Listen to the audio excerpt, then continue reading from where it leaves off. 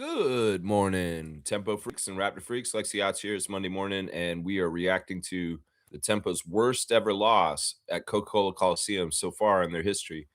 A 26-point loss to the Atlanta Dream. And the game was dramatic. The game had a lot to it, as showcased and headlined by Isabelle Harrison and Angel Reese getting very, very, very competitive. Very competitive. I want to talk about all that today and get your reaction and your opinions, excuse me, on that also, because it's actually one of the biggest subjects in the WNBA today.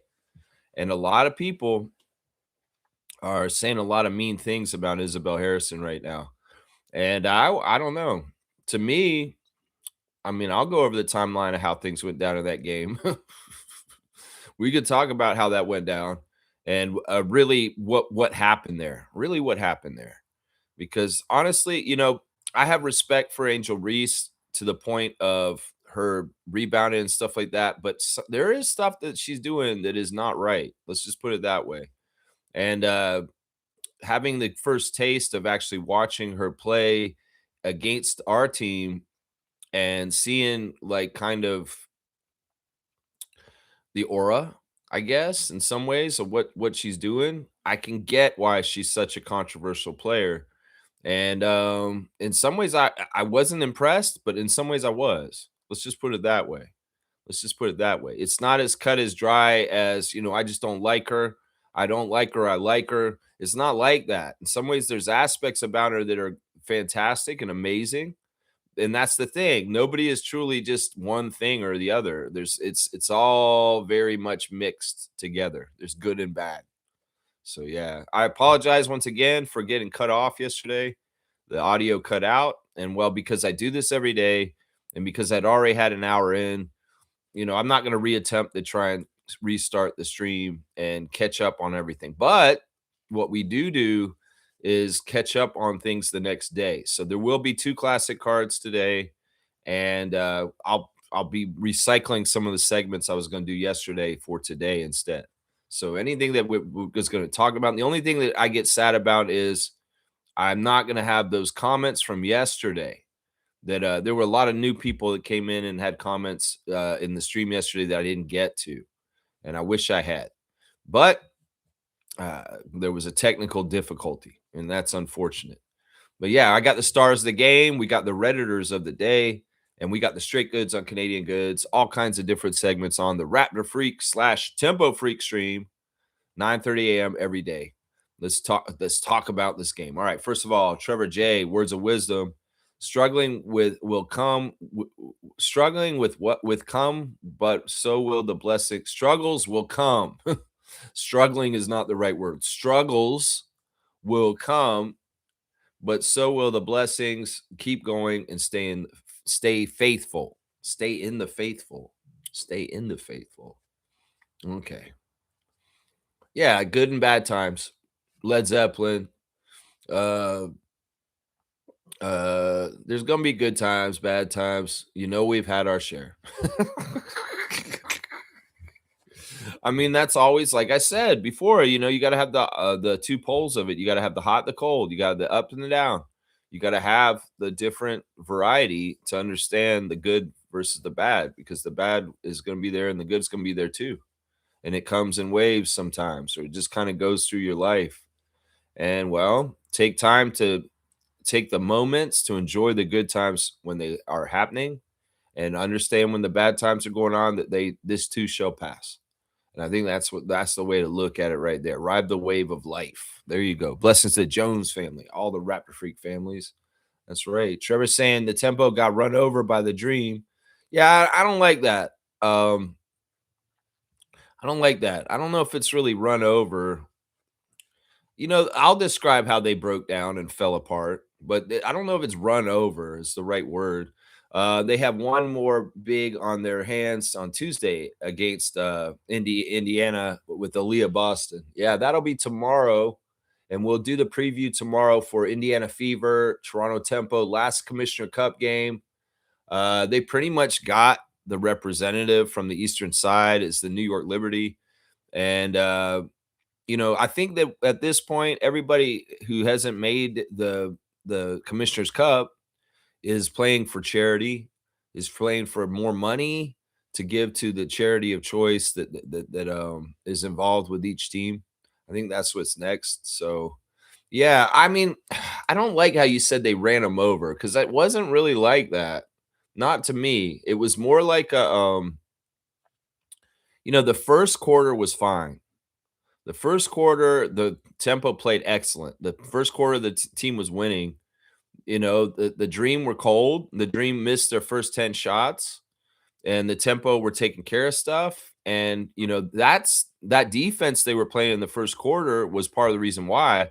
I mean, it was symbolic that, in the first 5 minutes of the game, the only two shots the Dream got were chucking the ball at the last second of the shot clock because the Tempo were holding them up for so long. Now, one of the things that's going on with the Tempo as an expansion team is they have to learn how to be consistent as a unit, as a team for 40 minutes. This was a big thing that Sandy talked about on Friday night after the loss to the Mystics, is that we've got to string together a complete game where we play well for the whole entire game. Now, think about the Raptors with a young core this past year and this kind of same thing. It's like, Darko would say after certain games, we played very well for 3 of the 4 quarters, but one quarter we were really bad, and that's where we lost the game. That's the thing. The Tempo are a work in progress. They're still learning each other as teammates, learning their coach, Sandy, to a degree. And, they have to string together a full, complete 40 minutes of top-notch play to win in this league. And they did one quarter. And then after that, nothing. For the last 3 quarters, it was just really kind of like, this is not the level of play we need to have. A lot of credit to the Atlanta Dream and their coach that their priority was to stop our $1 million backcourt, that Sykes and Mabry were the two that they really, really tried to stop. And they did. They limited them together to only 20 points. That's the amount that both of them got together. Marina with 9 and Brittany with 11. So, that was the number one goal for the Dream, was to stop Mabry and Sykes. And they did. They did. They didn't stop Sykes in the first quarter. Almost all the points that Slim got were in the first quarter. And then, Mabry, they had different levels of covering her up and smothering her out as much as they can. Watching the Tempo and seeing how teams deal with Marina Mabry makes you understand more and more just how, if you are a really good shooter and you're a known shooter, you have gravity. Gravity is something that people talk about a lot. People like Steph Curry and Brandon Ingram have a lot of gravity. And what that means is that quite often the opposing team's defensive schemes are built around the gravity of that person. Now, Marina has a hard time getting her shot off by herself unless she can do a little step back shot on somebody slower who's not guarding her right. But usually she needs to have a teammate that's giving her a screen to give her the daylight to shoot her shot. She's such a focus that it really is like a smother. It's just like Ingram in this Cleveland series with Dean Wade and Tyson and everybody on their team, just really making him a focal point of just smothering him. That's the tough thing. This stuff is the way that Grady Dick's career kind of went off the rails. Grady had a good rookie year, a half of rookie year, and a pretty good second year when the gravity wasn't focused on him. But when they realized he's such a sure shot, well, the gravity came to him and smothered him. And this is what's happening. That's why very powerful players of basketball that can have gravity and still score consistently against whatever is thrown at them are badasses. That's why they're all-stars. That's why they're top-notch players. And Brandon Ingram can be that on a lot of cases. But, in that playoff situation, he wasn't. Marina Mabry deals with this every single game. I'd love Marina to average 30 points a game and get it, but she is getting the brunt of the beginning of the defensive assignments for the other team coming at us. And we're seeing it more and more. There's a lot of extracurriculars with Mabry. There's a lot of grabbing, there's a lot of fouling. Now, I won't lie, there's a lot of that too towards Angel Reese last night too, yesterday. There was a lot of that towards her too. So, there's a lot of underlying kind of dirty, truly fouling, but you can get away with it to an extent if you're smart and you know how to do it right. Man, this game was crazy. In some ways, it's the refs' fault what happened yesterday with Harrison and Reese. The refs did not take care of things at the first point when Angel Reese swiped the ball from Isabelle Harrison.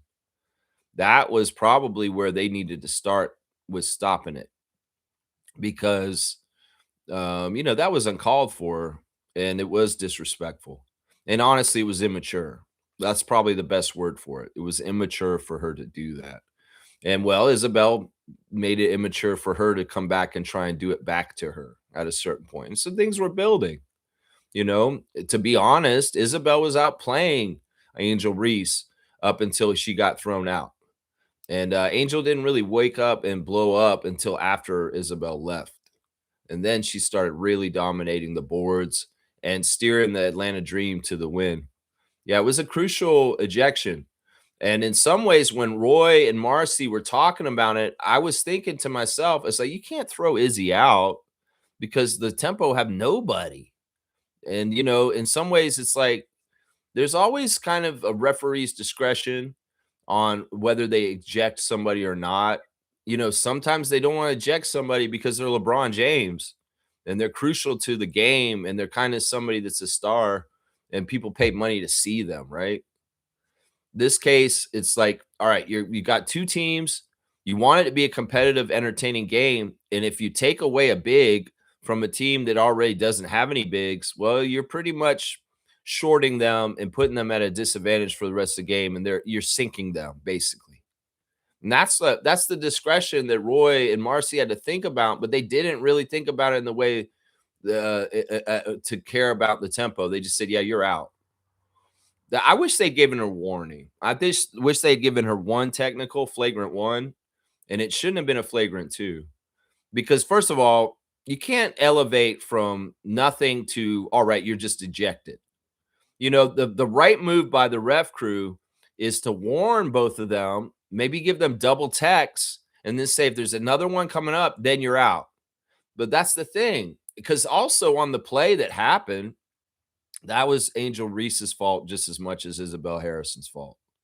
That was because Angel Reese does a bull in the china shop kind of move where she falls or flops into the opponent to make either a foul or to try, to get the line. And that's kind of what happened. If you really watch the play closely, it's not Isabelle pulling her to the ground. It's Angel falling over already, falling into her, and Harrison's falling back where she could hit her head going backwards. And in some ways, she's grabbing Reese so that she doesn't fall back where she just falls back and hits the back of her head, cracks it open. Because it's very dangerous what Angel did there. And it's not a move. Just because she has her back to her doesn't mean she's not moving forward towards her. She can move backwards. And that's what she did. She flopped over into her. And as they were falling, Isabelle went for the ball and it looked like she pulled her down. She did not initiate Angel Reese falling down. Angel Reese initiated herself falling down and fell into Isabelle. And Isabelle wrapped around and did this. But according to Angel Reese Nation, Isabelle Harris is a dirty player and somebody that tried to hurt somebody. That's not what happened. You can go look at it very clearly, and you can see that the whole thing of contact was initiated by Reese in her backwards motion. So, in fact, when I saw the play from the angle that I saw it when it was live, it looked like she bulldozed Isabelle Harrison over onto the back of her head, and she could have been hurt very badly. So everybody's getting all upset about what happened to Angel Reese. And I'm saying, well, she could have actually really hurt Isabelle Harrison with her careless, blind back flop like a bull in a china shop going back into her. But around the WNBA, there's a huge Angel Reese following. She's very popular. In fact, they're very they're very about bowdy about, being versus with people because of Caitlin Clark, because of battles and social media spaces between Angel haters and lovers. And they're very ready to jump all over things. And it's crazy the venom and the viciousness from the Reese fans coming at Isabelle right now. It's crazy. I went and looked at it and I'm like, wow, okay. If you want to look at it clearly, you can see what I just said is true. But if you want to go ahead and paint it all other ways and say this and that, just because that's your girl and you got to stand for her, okay, you go ahead. But you're wrong. And you know what? We paid for it. We suffer for it. We take the L, and we don't have a legitimate chance in the fourth quarter to come back and win when we lose probably the most important player in this game yesterday. So it is what it is. I think that Isabelle, in some ways, handled it all with grace. Angel got upset. She started crying. I heard that some of the fans in the arena were yelling at her and being ugly towards her. I don't like that. I don't like Tempo fans being ugly in that kind of way towards her. But let's be clear about this. This whole thing was initiated by Angel. She started when the first ball swipe, and then there was trash talking between them, and then it was on, and they were competing. And there's nothing wrong with competing. But when there's a certain level of immaturity that's mixed in with the competing that brings in extracurriculars that don't have any place on a basketball court, well, that's that. Everybody's trying to call Isabelle Harrison a dirty player that she tried to hurt her. That's not what happened. In fact, in some ways, you can make the argument that Harrison was trying to steady herself so she wouldn't fall on the back of her head and crack it open. And that's why she was grabbing all around her. And she was going for the ball. Now, I get the reasoning of Roy Gibbian and Marcy Williams to say that we ejected her because her arms went around her neck or around her head or around that area, because that's a big rule in the NBA and the WNBA, is that you cannot do any kind of contact with your head or shoulders or neck, because that's where serious injuries come from. So that was the basis of why they said they threw Harrison out, is because her arms had contact with her neck area around her shoulders and stuff like that. But honestly, if you really look at it, you can go watch it and you'll see exactly what I'm saying happened. This Angel Reese didn't want to initiate contact. She went backwards into her without sight, and she initiated that whole play. And she fell on her own. She wasn't going to fall. She was going to fall either way. It wasn't about Isabelle pulling her down. Now, it may have looked bad afterwards, but you could also make the case that, like, Angel was going to fall on her ass no matter what. Isabelle could have stepped 2 feet back and Angel would have fell on the floor because of the way she moved. That's more what's true right there.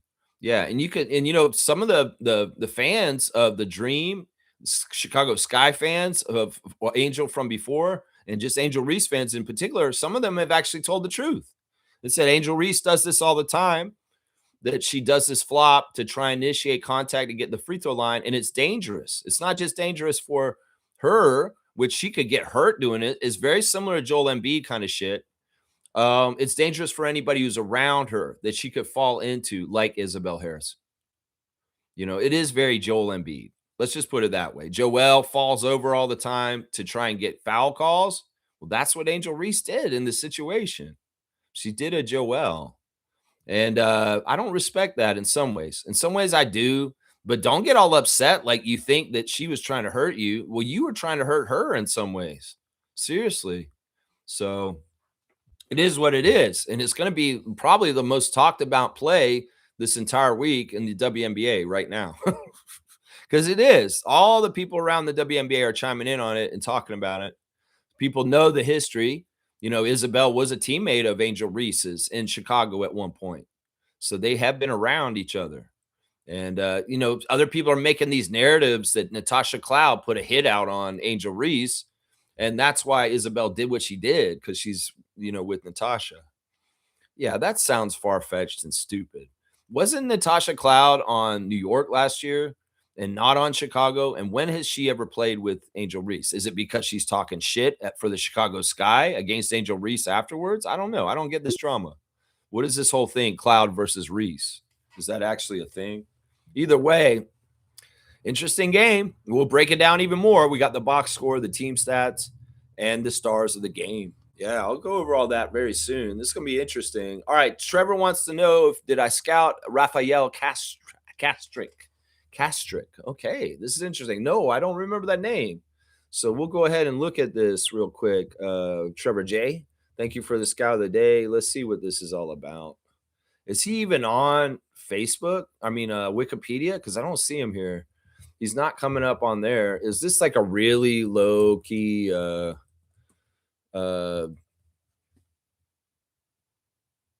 Castro? Are you misspelling their name? You didn't put their name in right? Castro. Is it Castro? You just put a C on the end of it? Okay. No wonder I can't find him on Wikipedia. Trevor, you gotta, man, I don't like that you do audio. I really don't. You need to start typing your stuff in because it's very misleading. All right. I don't think that there is anything for him on Wikipedia. Yeah, I don't see anything here. Will I even be able to find this guy? Because you didn't really type his name in right. That's the problem. Let me see. Is that really how you spell his name? Castrick? Castro. Castro. There's no C at the end of it. Okay, let's see. Okay, I think I found something on YouTube about him, but he doesn't have a Wikipedia, apparently. So I'm going to guess this guy's probably going to be a second round guy since he doesn't have a Wikipedia.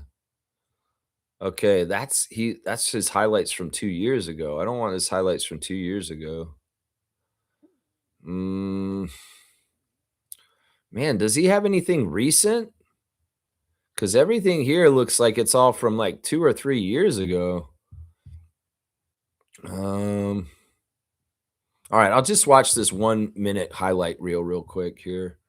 It's from a month ago, so that's the most recent thing I can find. All right, let me see. That's a steal, and he runs it down. Okay, so he plays for a Division II team, so that's why he's not as known. Okay, that's a offensive rebound. He's got nice long arms. He looks a little skinny. He looks like he's going to have to put way more muscle and weight. He in some ways, well, I don't know why he reminds me of Jamario Moon. I don't know why. His dunks are kind of like Moon's. See, I don't know how tall he is or anything because there's no Wikipedia on him, Trevor. So I can't really scout him correctly because the information isn't there. Okay, alley oop. That play won't work in the NBA. That's a D2 alley oop for sure.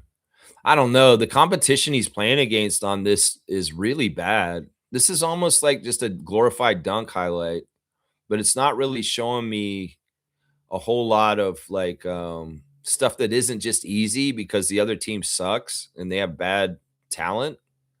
Like, oh my gosh, they're just cutting them like Swiss cheese, just running right through them. Okay, that was kind of useless, honestly, because that highlight was just very creme de la creme, kind of like best stuff he's done with dunks, and it didn't even seem like he had any resistance on that clip. So it's like it's kind of useless. All right, just going off my eyeballs, and I think it looks like he's about 6'9" because I don't know for sure. He's got long arms, which are nice. He seems like he's got a good motor to get up and down the court. He is way too skinny. He does need to fill out. He's not going to be able to hold any strength and down low as a defensive player, at least for a year or two without weight training. I don't know. Where's he mocked at? Is he a second rounder? He looks like a second rounder. Doesn't look like a 19th pick to me. He looks like to me, he's probably like mid 30s where he would be picked. At least my assumption, like just from looking at him. I don't know. There's intriguing stuff with his motor and his wingspan. But other than that, I mean, even in that clip, I didn't see him take any outside shots. The whole clip was just him dunking at the basket. So I'm going to say a thumbs down, but maybe incomplete because there's not enough information. Yeah, Rafael Castro. Castro. Yeah, I don't know why you put a C there. That's weird. Yeah, that's not. I don't never seen a word somebody with that last name before. Castro. Trevor's saying Isabelle Harrison make me love her even more. She's a tempo enforcer. Yeah, I don't even know if I'd call her the enforcer. I think that this was just a very specific matchup. In some ways, Angel's interesting. She is a shit talker. She's definitely somebody who's a little extra. And it could have easily been if it wasn't Isabel, it could have easily been Niara that got into things with her yesterday if she had been playing instead. I don't think it was necessarily that, Izzy may very well be one of the players that's not going to take no shit and going to stand on business on our team like she did, which is awesome. But I think that that was more just a personal match and that it's not going to be like going forward. If there's any kind of trouble, Isabel's just going to be there. I'm sure she would and she will if she has to. But I think this was a very personal kind of thing. And it does probably stem from the past and them being teammates before. I think that it was because there's definitely no love lost between Harrison and Reese. And I could almost, without reading lips, understand exactly what they were saying after the first ball swipe by Angel Reese. Is basically like, you never grew up, have you? This is what Isabel's saying. You haven't grown up yet, have you? You're so immature. Why do you do shit like that? Do you really need to do that? Like, this is a professional league. You're acting like an amateur and a kid on a basketball court. That's probably the shit she was saying to her. And she's like, whatever, shut up, shut the fuck up. I don't give a shit what you have to say. Let's just play. That's probably how that conversation was going. Isabel, being an older vet, probably saying, this is a professional league. Act like a professional. Don't do bush league shit. Like you're gonna come up and hit the ball out of my hand just all of a sudden on a dead play. That is where they should have nipped it in the bud. Roy Guibien, Marcy Williams, and Teresa Stuck. That's where y'all should have nipped it in the bud, was right there when Reese did that.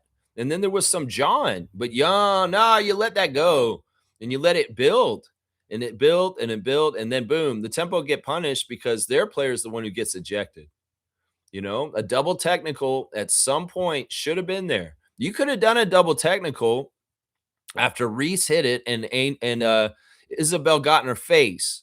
You could have justified a double technical then, and that's the warning for both of them because that's early in the game. That's in the second quarter, right? You do that, and then it's like, okay, who's going to act out first next? You're out, because you didn't do anything on that. And then Isabel took a swipe at her shortly after that just to even it out. And there was no call there either. It's like, well, if you didn't call it on the first one, don't call it when she does the second, that one, I mean, in some ways, this is the ref's fault. The ref's fault for not nipping it in the bud. That's really part of it right there. It's really part of it. Yeah. G's saying, well, that was chippy. Yeah, it was kind of fun. It's part of the lore. It's part of this history. It's part of the expansion year, the new team. And this is the first time we played the Atlanta Dream. And well, we're going to remember this one, aren't we? Yeah. This could very well be that, there's going to be a little bit more to the Dream versus the Tempo for the rest of the season. We'll just have to see. There's some bright spots in this game for sure. And we'll go over them when we do the stars of the game in a second. Yeah. Smooth saying this. Reggie, good morning to you, Raptor Freak Trivia Champion. According to Mark Stein, it's not a question of when, of if, but when Giannis gets traded, likely to happen right before the draft. Miami and Boston are leading suitors. Looks like this time the chatter is real, especially from him. Yeah, it is starting to form more like that. I think that the NBA broke the loyalty somehow, some way over the years of grading this and just really trying to bust it open as much as they could. Giannis could be the most loyal person to Milwaukee, but the NBA's been around him trying to pull it apart. And I think that part of the issue with this is the Bucks front office is idiots. I think that they are starting to think that, it's easier for us to just start over without Giannis here than try to still build around Giannis, because we've been trying to do that since the Bucks championship and it's not working. In fact, it's getting worse. And maybe a fresh start for everybody is there. I don't necessarily think that Giannis ever wanted to leave Milwaukee still, but I think at this point he's not feeling respected or valued by the Bucks organization. So he's like, you know what? You guys talk about this so much. You go ahead, just fucking trade me then. You know, because the front office of the Bucks are absolute idiots. They're horrible. That is one of the worst front offices in this league right now. And well, this is what dumb front offices do. Talk to Nico Harrison. They trade their life once in a lifetime franchise player for peanuts. And the whole crowd of the Milwaukee Bucks fans are going to be upset and sad about it because they're not going to get the right return for him. They're not. And they're in an impossible situation. In some ways, they're stupid enough to fall for the bait about cutting ties with Giannis themselves. I think Giannis would have played ball with the front office if they had valued him and respected him still. But I think at this point, things have gone this way. And Giannis is like, you know what? Fuck all this shit. If I have to be moved, I have to be moved. And I'm ready for it now. I really feel like that's what this is because he consistently said for the last, I don't know, 10 years, I want to be a Buck. I want to stay in Milwaukee. I want to be here. I love the fans, and this is my team. But when the front office is idiots, then they don't value that loyalty enough. They don't value this, and they're actually looking into the assets they could get in return for him. Well, that kind of changes Giannis's mind, doesn't it? That starts changing it. Now, Mark Stein can put Boston on that list, but Giannis has very publicly said he will not go to Boston Celtics. He's very, very, very publicly said that. He will never, ever play for the Boston Celtics. So it is very likely he's just going to Miami. And that makes sense. That makes a lot of sense. And the Tyler Hero is going to be a Milwaukee Buck soon. So that's what I think is going to happen. And I have heard this timeline too, Reggie, that they want to do it all before the draft happens. So it should happen in the next week or so, right? When the draft's coming up, right? So this should happen very soon. Yeah. Yeah. So that's the way I look at this situation is the front office of the Bucks are idiots. They're about to make a Nico Harrison move, and it's going to look really dumb. And Bucks fans are going to hate the front office and the people owning the team very soon, just like what happened in Dallas with Luka, because you can't recover from this. This is a horrible PR move because this is a beloved institution. This is a man that changed the economics of the city of Milwaukee. And this isn't little shit. This is a huge thing. This is a huge thing. Very, very huge thing. Yeah, let's see. Seymour saying they messing with the connection hard today. My God. Oh, really? Is my connection not very good with you guys? Hopefully it'll fix up. I'm sorry to hear that, Sheriff. Smooth saying De'Aaron Fox unfollowed the Spurs through his social media. Yeah, he might have to. He might have to. I mean, in some ways, he's in a bad place right now, no matter what. He's in a bad place. That's got to suck, man. You go from a team on the Kings where things are happening really bad in all kinds of stupid ways. You finally get escape. You go to a team that's badass, and you go all the way to the finals, and you're the one who fucks up the team in the finals. That's got to be the worst. De'Aaron Fox, in some ways, I feel bad for you, but in some ways, I've never been a fan of yours. And in some ways, part of me says I told you so to the NBA and the Spurs. And I'm like, why did you even get De'Aaron Fox? I questioned it when they got him. I was like, you don't need to get him. Why are you getting him? He doesn't fit in with this group you got. He doesn't fit in with this group. In fact, he's going to get in the way of some of the important people that you're trying to develop and getting their minutes. And that's exactly what happened in this series is that he got in the way of Dylan Harper getting more minutes. And that's like, why do you want De'Aaron Fox? You don't fucking need De'Aaron Fox. That's the thing I hate. It's like everybody's talking about drafting a guard for the Raptors right now. And it's like, do you understand that, competition on a team is healthy, but you don't want to have too many guys at one position where, we kind of had something going on last year, like Oshai, Jacoby, and Grady, and Jamison, and all that. In some ways, it's clearer for people and healthier because this may be part of why Grady failed last season is because the pressure of being one of five guys that's trying to make two spots on the team is really hard. And De'Aaron Fox is just taking away from the young cultivation of the young players on the Spurs that should really be the people they're investing in because they have the timeline that goes with Victor. So, I mean, the writing's on the wall. Spurs fans don't want to see him show up on their team next year. So the Spurs have to make some moves. They definitely have to make some moves. So I'm not surprised that he's unfollowed the Spurs. I'm not surprised at all. G saying ref should have called a tech on Reese punching the ball out of Izzy's hands and vice versa. De-escalate the situation first.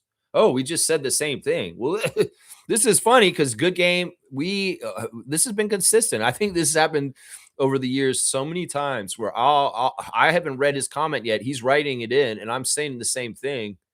This is something, yeah. G and I have we great minds think alike, right? I hope we're great because in some ways it's like, yeah, this happens all the time. Specifically with G and I are always mirroring each other with what we're saying. It's always interesting when that happens. Stargate's here. Good morning, Raptor Freak family. Good morning to you, Stargate. Good to see you, my guy. Good to see you in the chat. Fiercey's here, our Raptor Freak current trivia champion. Love to see Fiercey in the chat again. Sorry once again, guys, that I got caught off yesterday, but I got my preview stuff in and kind of talked about the game a bit. But boy, was it a game? That's something, yeah. Fiercey saying this: I know I complain about Temi at times, but she seems to show leadership on the court. However, Niara and Izzy are stronger and deal better with physicality. I'm hoping Tempo front office pay attention. Having too many guards may be a detriment. We need backup bigs. Yeah, that's why I didn't agree with cutting Mariela Fasula and Nicolina Milic and just bringing back a French guard and Pouye. Like, what the hell is this? You know, and we saw it rear its ugly head when Isabelle left. It's like, where we go? Well, we have to play Temi. Temi, to her credit, next woman up, she actually turned it on and actually played at a new level once Isabelle was out because she knew she had to. And I can give her a lot of credit. She's not one of my stars of the game, but she's the honorable mention. She's definitely the honorable mention because look, at the beginning of the game, Benley got out there and she looked horrible. But in the second half, after Harrison got thrown out, she actually was serviceable and was doing pretty decent things. And in fact, she had to mirror Angel's minutes for the rest of the game. And well, she wasn't totally successful at containing Angel Reese on the boards for sure, because that was a huge key to why the Dream hit the gas and took off on us and got such a huge win. Was Angel Reese was just vacuuming up all the boards after Isabelle Harrison got ejected. Now, Benley, she was at least in there trying. Tiani Key, she's still too green, and it's a little bit of a tough assignment to throw her in there against Reese. I honestly, I'm not going to just diss Angel Reese. I think that she's amazing talent. I see how she does it. She's a combination of very long arms and quickness, and also the IQ and ability to track where the ball is going. It's very Rodman-esque. I'm a huge fan of Dennis Rodman. I was watching the Pistons in the 80s when he was playing for Detroit. And, there's qualities there that are definitely similar as far as ball tracking and getting to the right spots to get the ball. And one of the things that Harrison was doing so well on Reese while she was still in the game was they said this at one point, Daniela and Tamika Nurse, that she's not tracking the ball. Isabel's not tracking the ball. She's finding Angel first and getting between her and the backboard, because that's what you do when you have a very high level rebounder that's around. Is you don't go for the ball. You find the rebounder and you box them out and you get in between them and getting the loose ball. That's the way you deal with somebody like Angel Reese. And Isabelle Harrison was effectively doing that to a degree. Not nobody's going to do it perfectly, but she was doing it effectively to a degree with her veteran know-how and her ability to kind of match up with her physically with the same kind of size and body. So, yeah, it was interesting.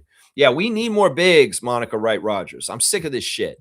And you see, we're just a Niara hamstring and a Isabelle ejection away from playing. Who we're gonna play? Laura at center. Is that the backup plan? Oh my gosh, yeah, it's tough. It's tough.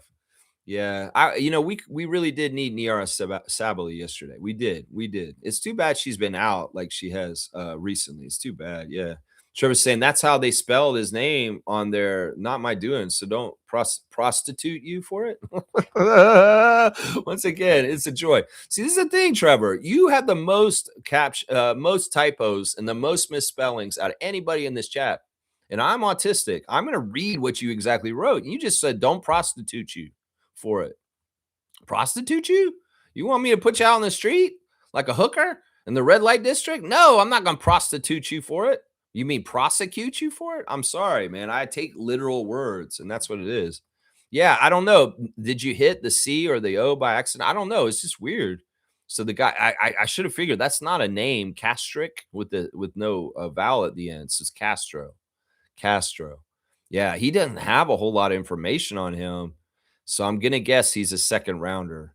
And very deep cut. Very, very deep cut. Yeah. Cool Cat is here. All right. Cool Cat went to the game yesterday. And this is somebody I want to hear from specifically. As someone who's a Tempo fan, but an Angel Reese fan at the same time, I'm very interested to hear what her take is on the incident from yesterday because she saw it in person. Good morning, Raptor Freak family. My first game at WNBA, and it was an L. Yeah. Well, it wasn't an L for your favorite Angel, though.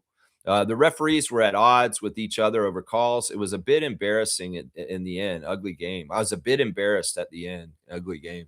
Yeah, it was ugly with the verses of Harrison versus Reese.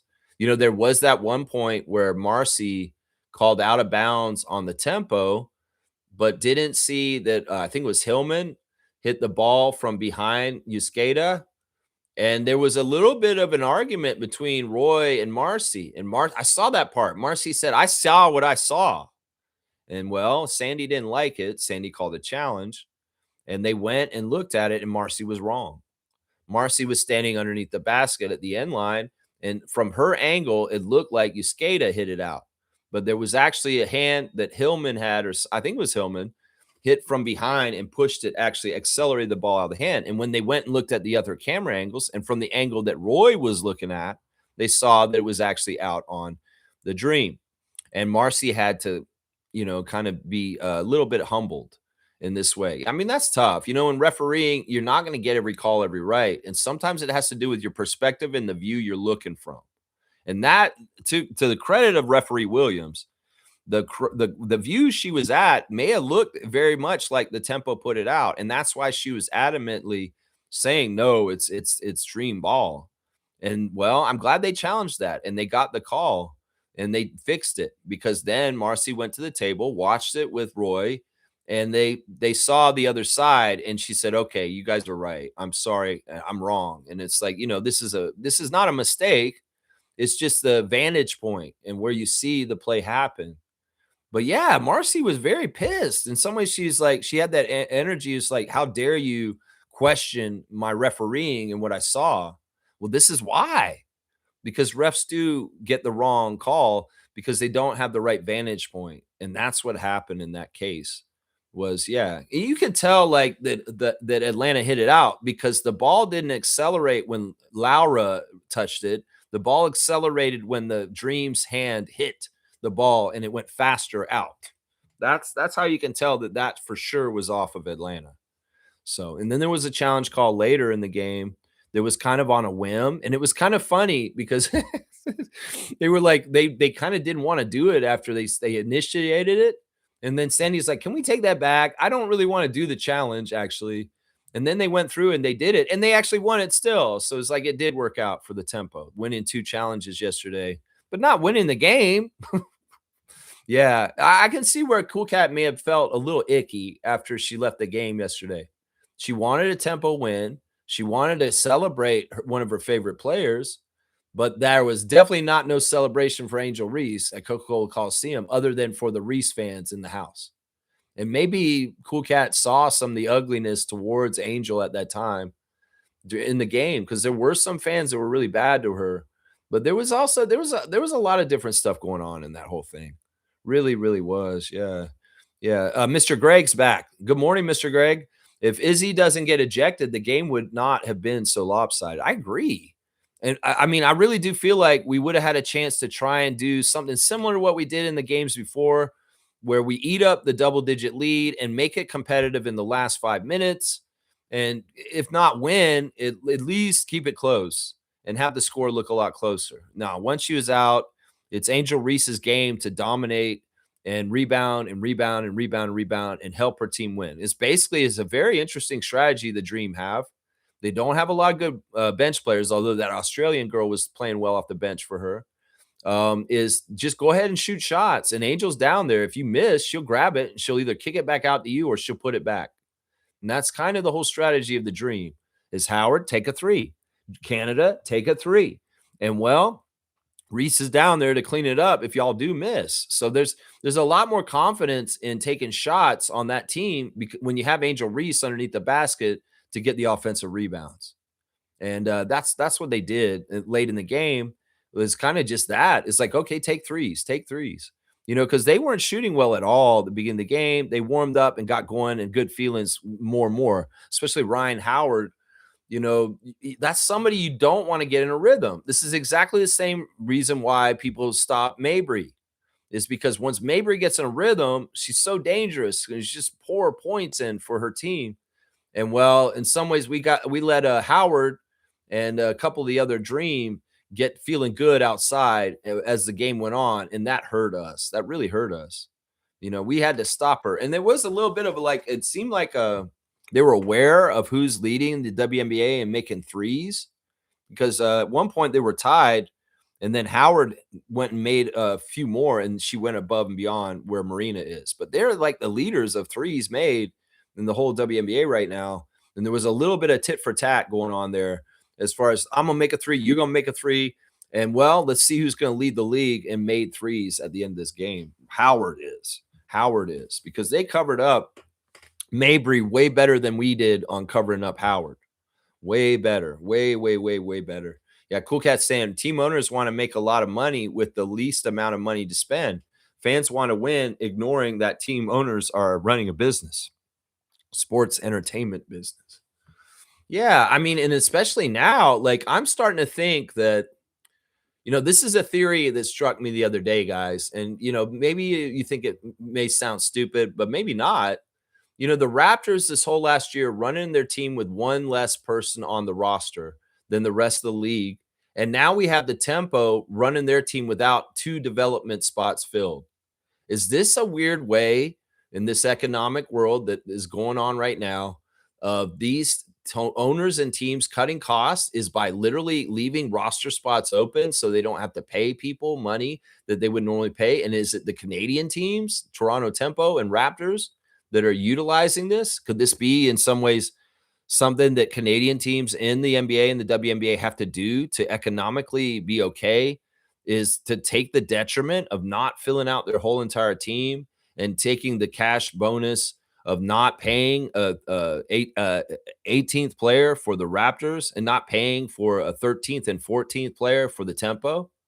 This is something I was thinking about pretty deeply the other day. It's like, I wonder if this is just a sign of the economic times and a really cheap ass way Ed Rogers or the Kilmer Group are doing things. It is very true. The Coca-Cola Coliseum experience is very bare bones right now. And some of it is like, yeah, it is a little cheap. Some people are saying, yeah, they're not doing this, they're not doing that. Well, some of it is they're still building the framework and fleshing it out. But also some of it may be very cost cutting and cost penny pinching.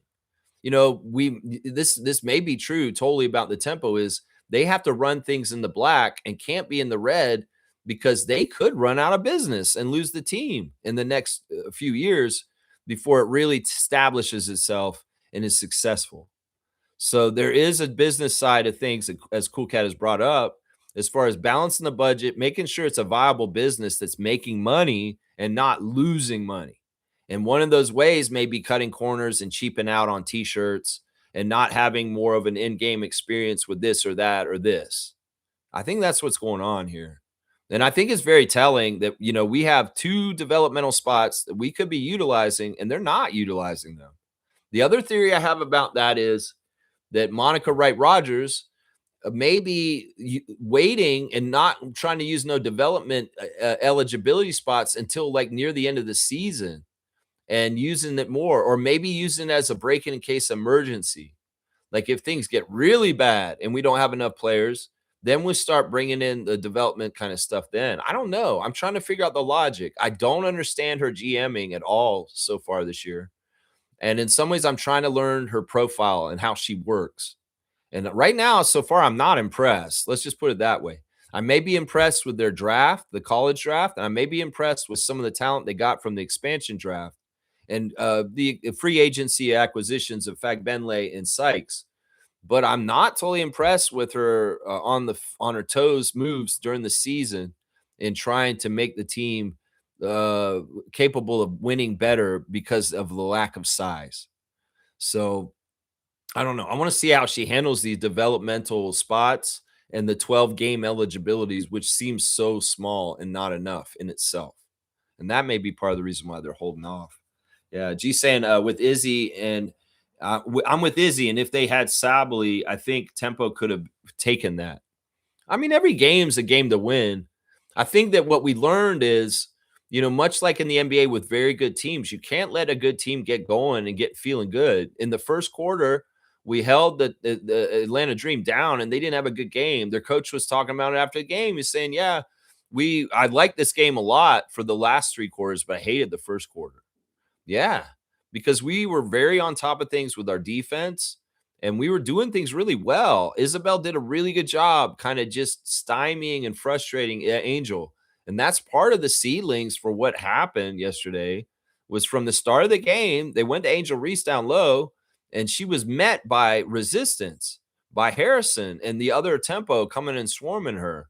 The double that comes from Julie Alamont is a little swipe and she's very effective at stopping somebody in the post without fouling them by getting a hand in the cookie jar. So that's part of it. That's part of what built things up is they were frustrating her, and they could very well be they were fouling her too. The refs weren't giving any respect to Angel. Her teammates were proud of her for keeping her composure and trying to play through all the adversity, is what they were saying after the game. Yeah, it's very interesting. Very, very interesting. Cool Cat is saying this. Hang on, let me see. Where is the it jump? Fox is the star of Sacramento Kings, not the star of the Spurs. And it never clicked in his brain. Fox is a shoot first point guard. He never organizes the players around him. See, he's exactly the type of player that I don't feel like is a true basketball player. It's an egotistical, I'm the guy, I'm the guy, I'm the guy. And in some ways, if you can't play a team game as as the guy, I don't want you on my team. Because first of all, you're not big enough and good enough to be the man to in that kind of mindset. That's part of the reason why the Kings were never good when you were that guy. And she's exactly right. You're not that dude for the Spurs. So him acting like that and his coach putting the putting him in that position and saying he is the guy. I want him to do this.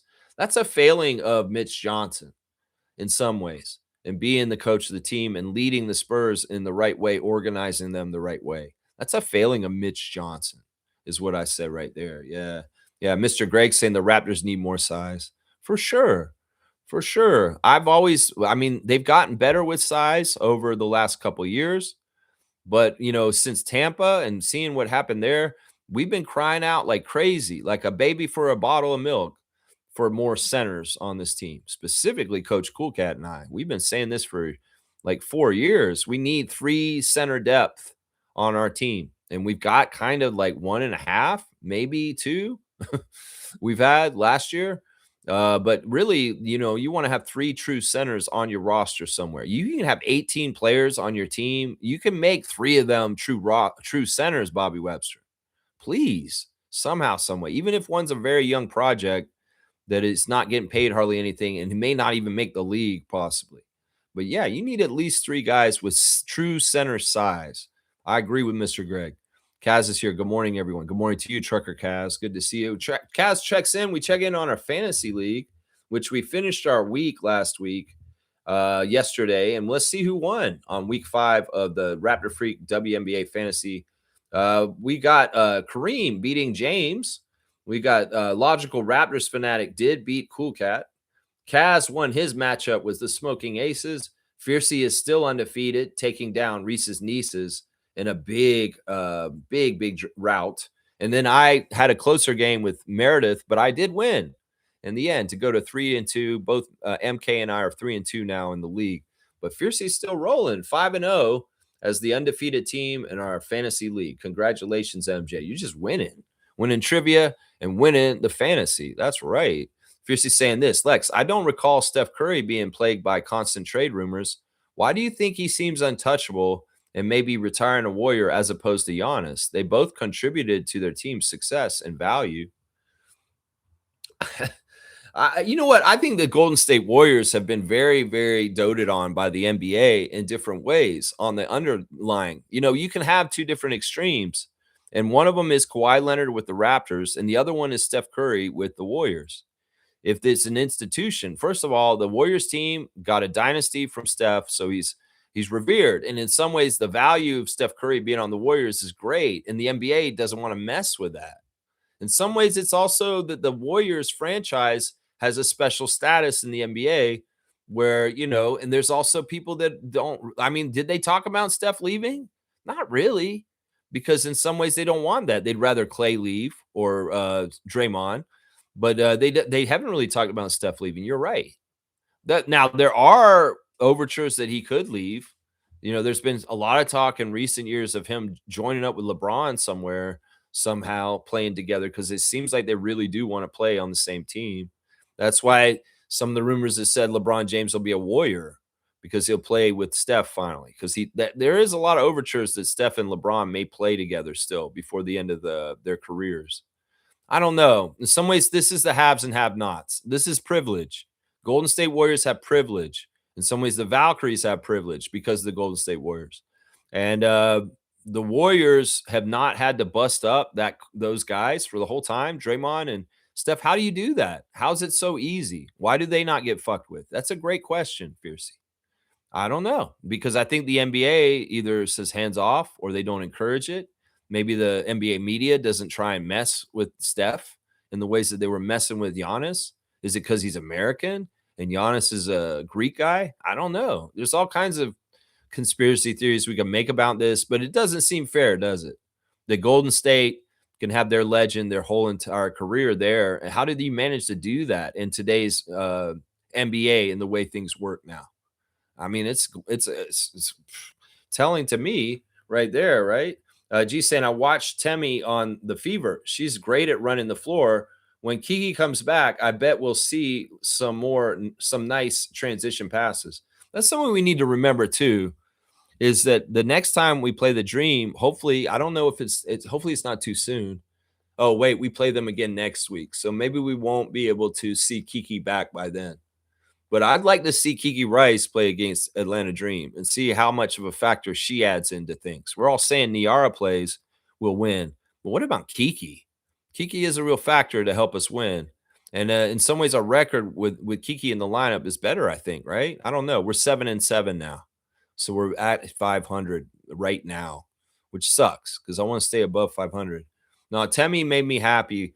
In some ways, I was worried about her being totally ineffective for the tempo the whole time she's here. But she woke up and she showed stuff after Izzy got ejected. And that's good. That's good. She did some very helpful things late. Yeah. Fiercely saying this, I'm just wondering, as there doesn't seem to be drama surrounding Curry, it's mostly talks of getting him help as opposed to shipping him out. Once again, Golden State has a special status. I don't know. I don't know what it is exactly. They're one of the privileged teams in the league where they don't get messed with like this. The Knicks are one of them. The Lakers are just dysfunctional on their own, or they wouldn't have these issues.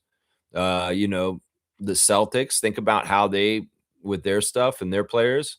It's a similar thing. They've been able to handle keeping Brown and Tatum this whole time, but maybe not for long because it seems like Brown might be leaving.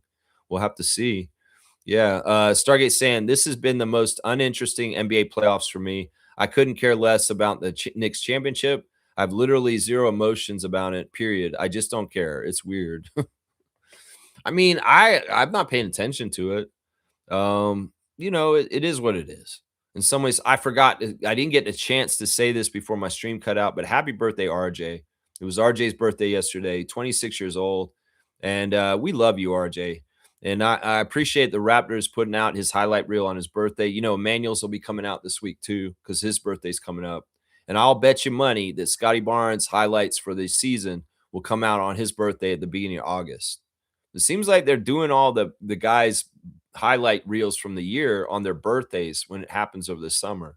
So, yeah, RJ got his highlight reel put out yesterday by the Raptors' official YouTube channel. So go check that out. Yeah. Trevor's saying Kiki got hurt. They all stopped talking about her in the rookie draft.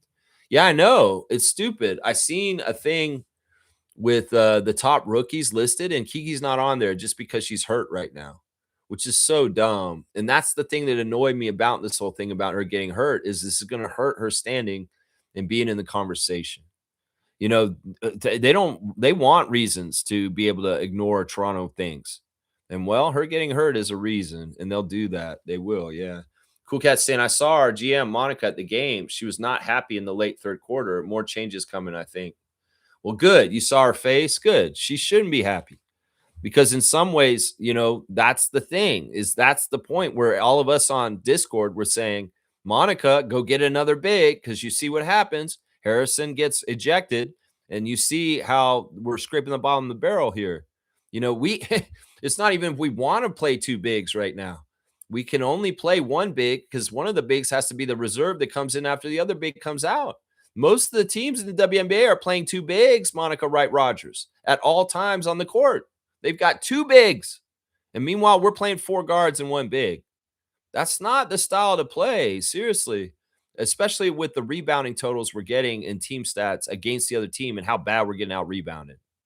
This is not a winning formula, and this is not sustainable. And this whole guard party that we've been having is not, we need more balance. We need more balance. And in some ways, you need to just go get somebody. Yeah, all right, let's do the tempo redder of the day real quick because this is talking about this. Classic Cheetah 465 saying, let's talk tempo fives. Yeah, go after Meesman. Okay, so Emma Meesman is not playing the WNBA right now. She's at home. And apparently what happened was she played in the season with Milic and Alamon on Fenerbahce in Turkey, won the championship with them, and then she was tired. And she told everybody not to sign her because she wants time with her children and her family for like a month. But she has intimated that she would like to play in the WNBA this season and come in on a team around mid-June. Could you do this, Monica? Could you pick up the phone and call Julie's Belgian friend from the national team and Fenerbahce and get Emma Meesman on the tempo today? Because it sounds like she's got enough family time done. She spent enough time on the off season in between, and she's taken the first little bit of the WNBA season off, and she may be ready to come in and sign with the team. And you need to jump on that. Seriously, you need to jump on that because Emma Meesman is a true five. And honestly, you know, we need this kind of person. Now, some of the tempo fans in this thread are saying she's not the right fit because the build of the tempo is oriented around Sykes and Mabry. And Meesman, in some ways, likes to score herself. And in some ways, how do you make that all work? I don't know. I don't care. If she's a true center and she can actually do some of the rebounding, the big stuff, and she doesn't mind sacrificing some of her offense so that she can dote on the $1 million backcourt a little bit better, whatever we need to do to fix this issue. So thank you, Classic Cheetah 465, for the question. What about Meesman? Seriously. And thank you for elaborating what's going on with her. She needed family time. That's why she didn't jump into WNBA contract right away. But the speculation is by the end of June, she's going to want to come and play the rest of the WNBA season. So we'll just have to see how that is. Yeah, that could be a solution right there. That could be a solution right there. Yeah, G saying this. Apparently, the Raptors had 10 players work out for them and 3 stood out. Zuby Ejiofor, Baba Miller, and Bennett Sturts. I think Sturts is another small guard. Shaking my head. Not sure how accurate this report is. I'm sick of this. I mean, I really feel like there's some sort of subterfuge. Bobby, are you really looking at point guards? Seriously, what the fuck is wrong with you, man? Seriously, do we really need a point guard? No, we don't. We got a manual on this contract. We got Jamal Shed. We got Chucky Hepburn in the pipelines. Not to mention, we have 2 forwards that start on our team that can both run point if we need to. Jacoby Walter also runs point. We don't need a point guard. The only thing we would need if it's like that is a good shooter. If it's a fantastic shooter, and even then I don't trust this shit because they said Grady Dick was a good shooter coming out of college. Doesn't always translate. I'm not going to draft somebody to the Raptors just because they're a good shooter or they're a fun guard. Fuck that. We need size. And that's why I hate this whole thing that's going on Raptors Reddit right now, where so many people are just already resigned themselves saying, we're going to draft a point guard at number 19. I hate that so much. It's such a stupid strategy.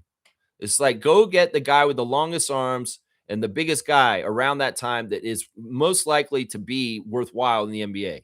Because I'll tell you right now, even if you think that point guard Sturts is so ready or good for the NBA, I don't think he's as ready for the NBA as a guy who has a long wingspan and can jump and can block shots and can rebound.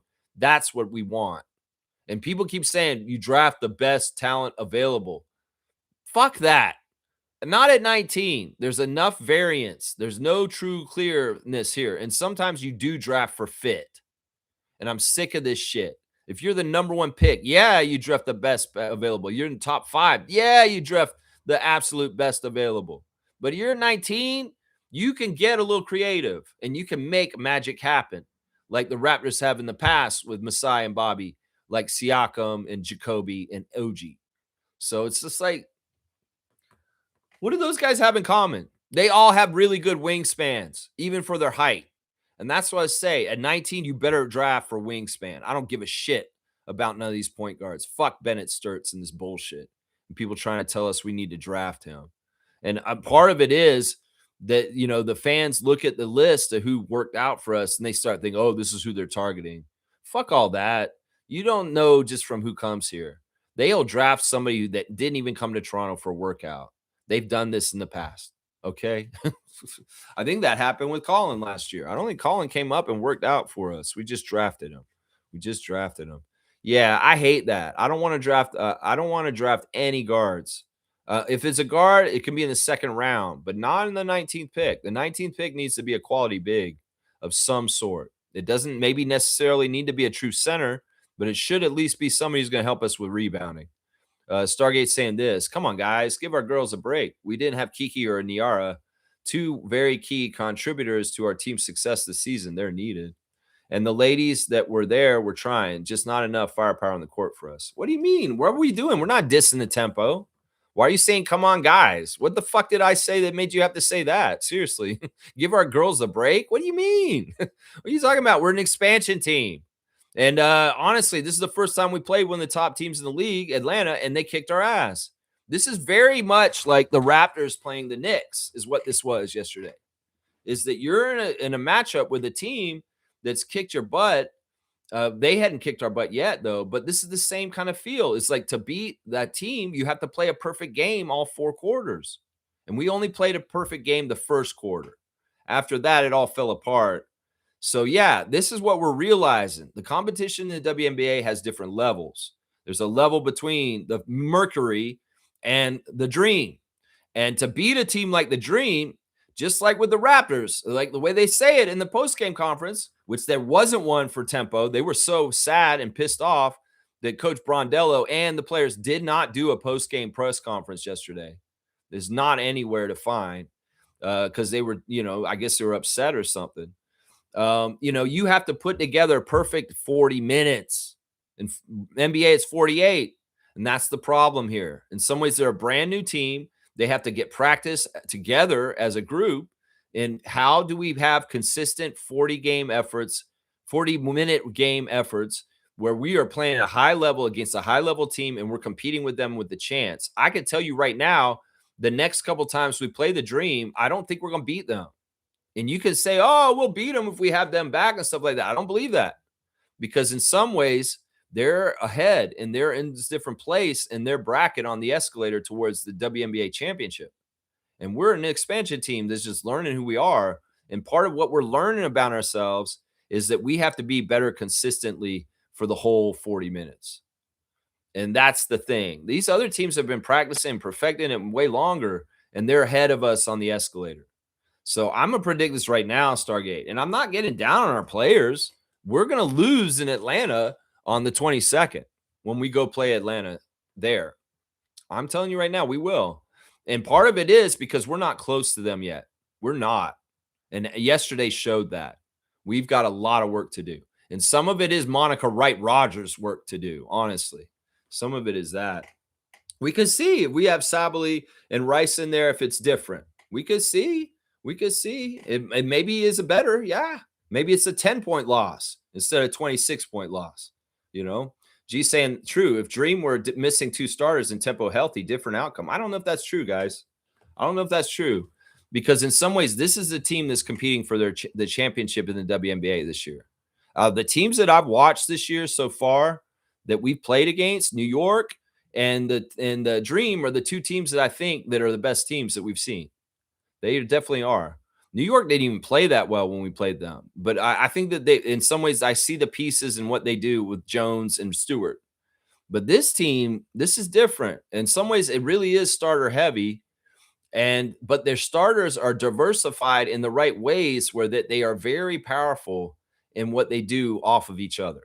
Whether it's Canada and what she does, whether it's Hillman, whether it's Howard, yeah, they're a serious team. The Dream, they have a very good starting 5, and I don't want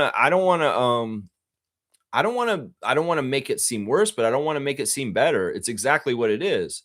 The Tempo are a work in progress, rough draft of the first ever edition of themselves, and this is just part of the learning curve of learning the variance of outcomes in basketball games and where you really are with competition and how you stack up against it. You know, that's part of it right there. Let's see. Cool Cat saying there's no feud between Tempo and Dream. Teams notice they can rough up Angel and get away with it. Every game, Angel gets clothesline. That's not necessarily what I saw, but yeah, okay. I mean, I that's what I hear fans say about her all the time. I think that the league is physical for everybody. I think Niara Sabali gets clotheslined every game too. I don't think this is anything special about Angel Reese. I think that a lot of the bigs in the league get a lot of physical contact.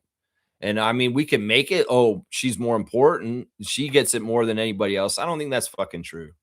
I think that there's a lot of physicality. Isabelle gets clothesline too. So I won't say this. I don't think she's special in this case. I think that everybody's getting clothesline. And so is Marina Mabry. She got clothesline yesterday too. So it's like it's not about they can rough up Angel. You know what it is? They know that she can be messed with mentally. That's what it is. Other players will play physically with her to frustrate her and see if they can throw her off her game. In fact, that's kind of what Daniela and Tamika Nurse were saying at the beginning of the game when we were holding her off from scoring and stymieing her. This is good. This is how you get Angel off her game is you get in her head and you make her frustrated. And hopefully she gets emotional and she gets out of her game and she's not as effective. So that may be part of the strategy. I mean, that's the same kind of stuff that people were doing to Brandon Ingram in the Cleveland series for the Raptors. That's the stuff that New York Knicks do. They try and get into people's heads in the mental game and throw them off by, playing dirty, honestly. So, yeah, this is part of basketball to a degree these days. And, the scouting report out is if you can get Angel Reese upset or a hothead, she can hurt her team.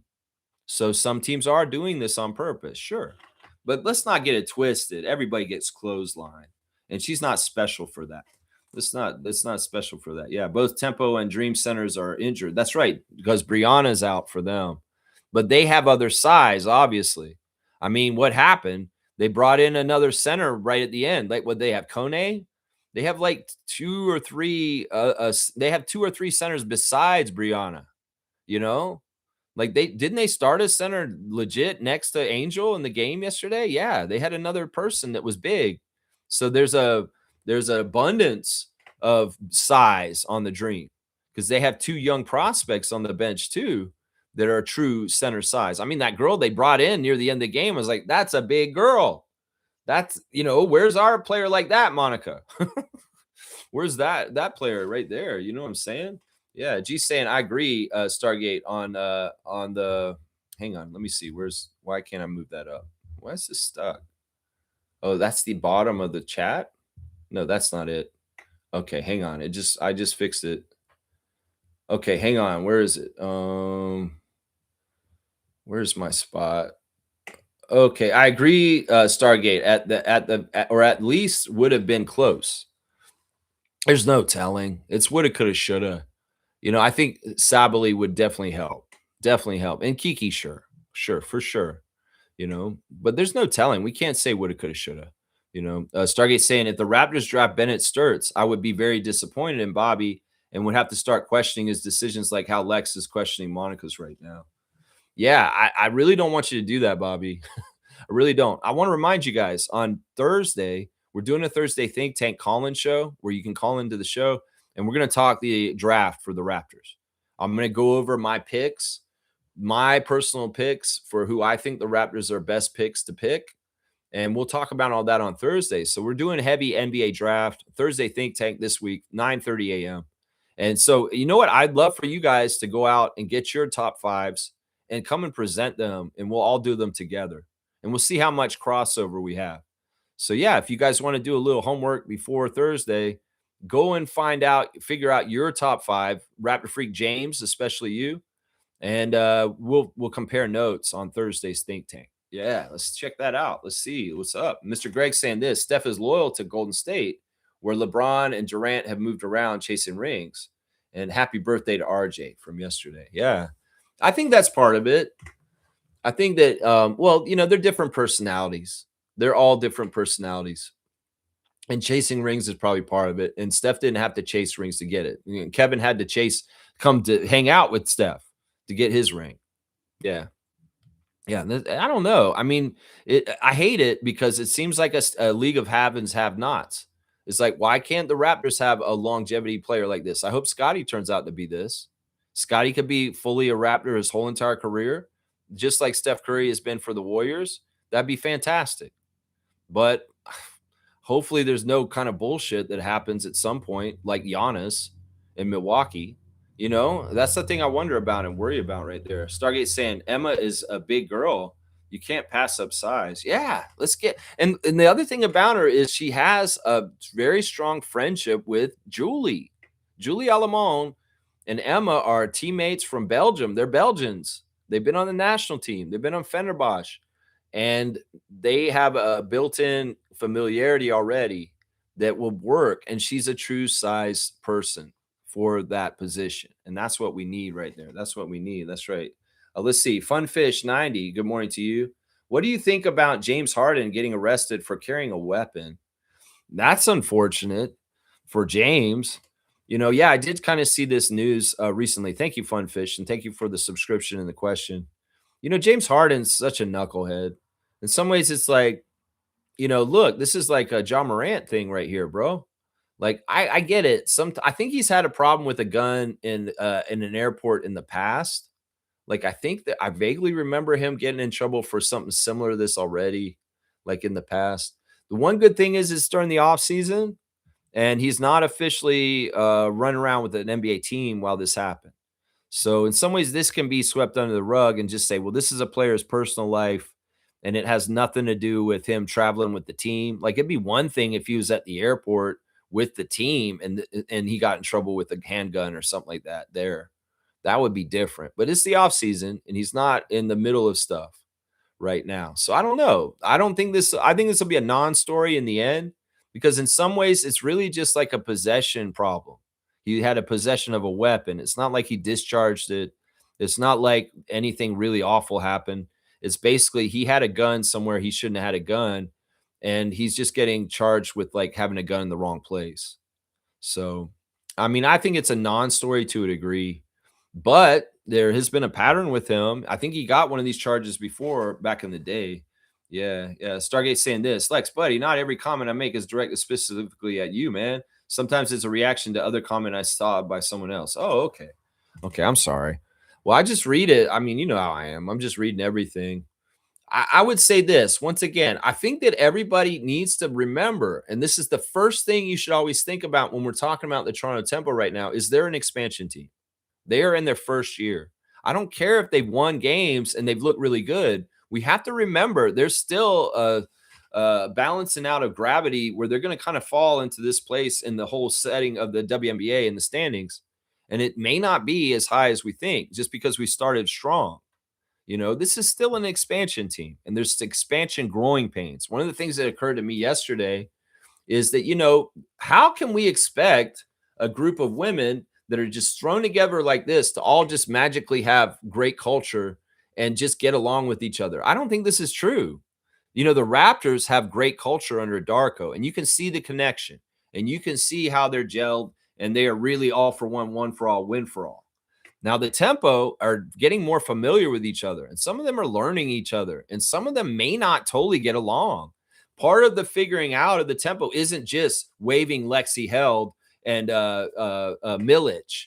It's in shuffling people in and out. Some of it is also pairing your superstars and your people that you think can be together and then realizing, wow, they don't actually work together, whether it's on the court or personality-wise behind the scenes.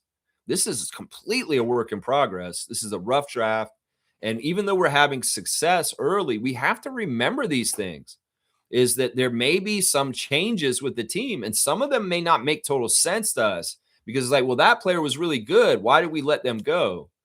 Because we're sorting out our culture and our fits and how people really click and whether they should be together on the team. If that makes any sense. I think we all forget that this team is so young and so at the beginning of things. All right, we got the infamous 6 coming in hot right now. Good morning, infamous. You there? Hello? Infamous? I guess. Hello? Yeah, okay, now you're on. I don't know what happened there. It was just delayed. How are you today? Oh, he came on and then he came out of there. All right. I guess try again. I'm going to try and do the stars of the game real quick, though. I'm going to go ahead and do this right now because I'm a little behind on this. I should start knocking out some things. My star of the game yesterday is Julie Alamone. Julie Alamone had her best game as a Tempo player. We saw her right off the bat hit a 3 to set the tone for the team right away. 34 minutes for Julie. 13 points on 5 of 8 shooting, 3 of 5 from 3. Getting 3 3-pointers from Julie is fantastic.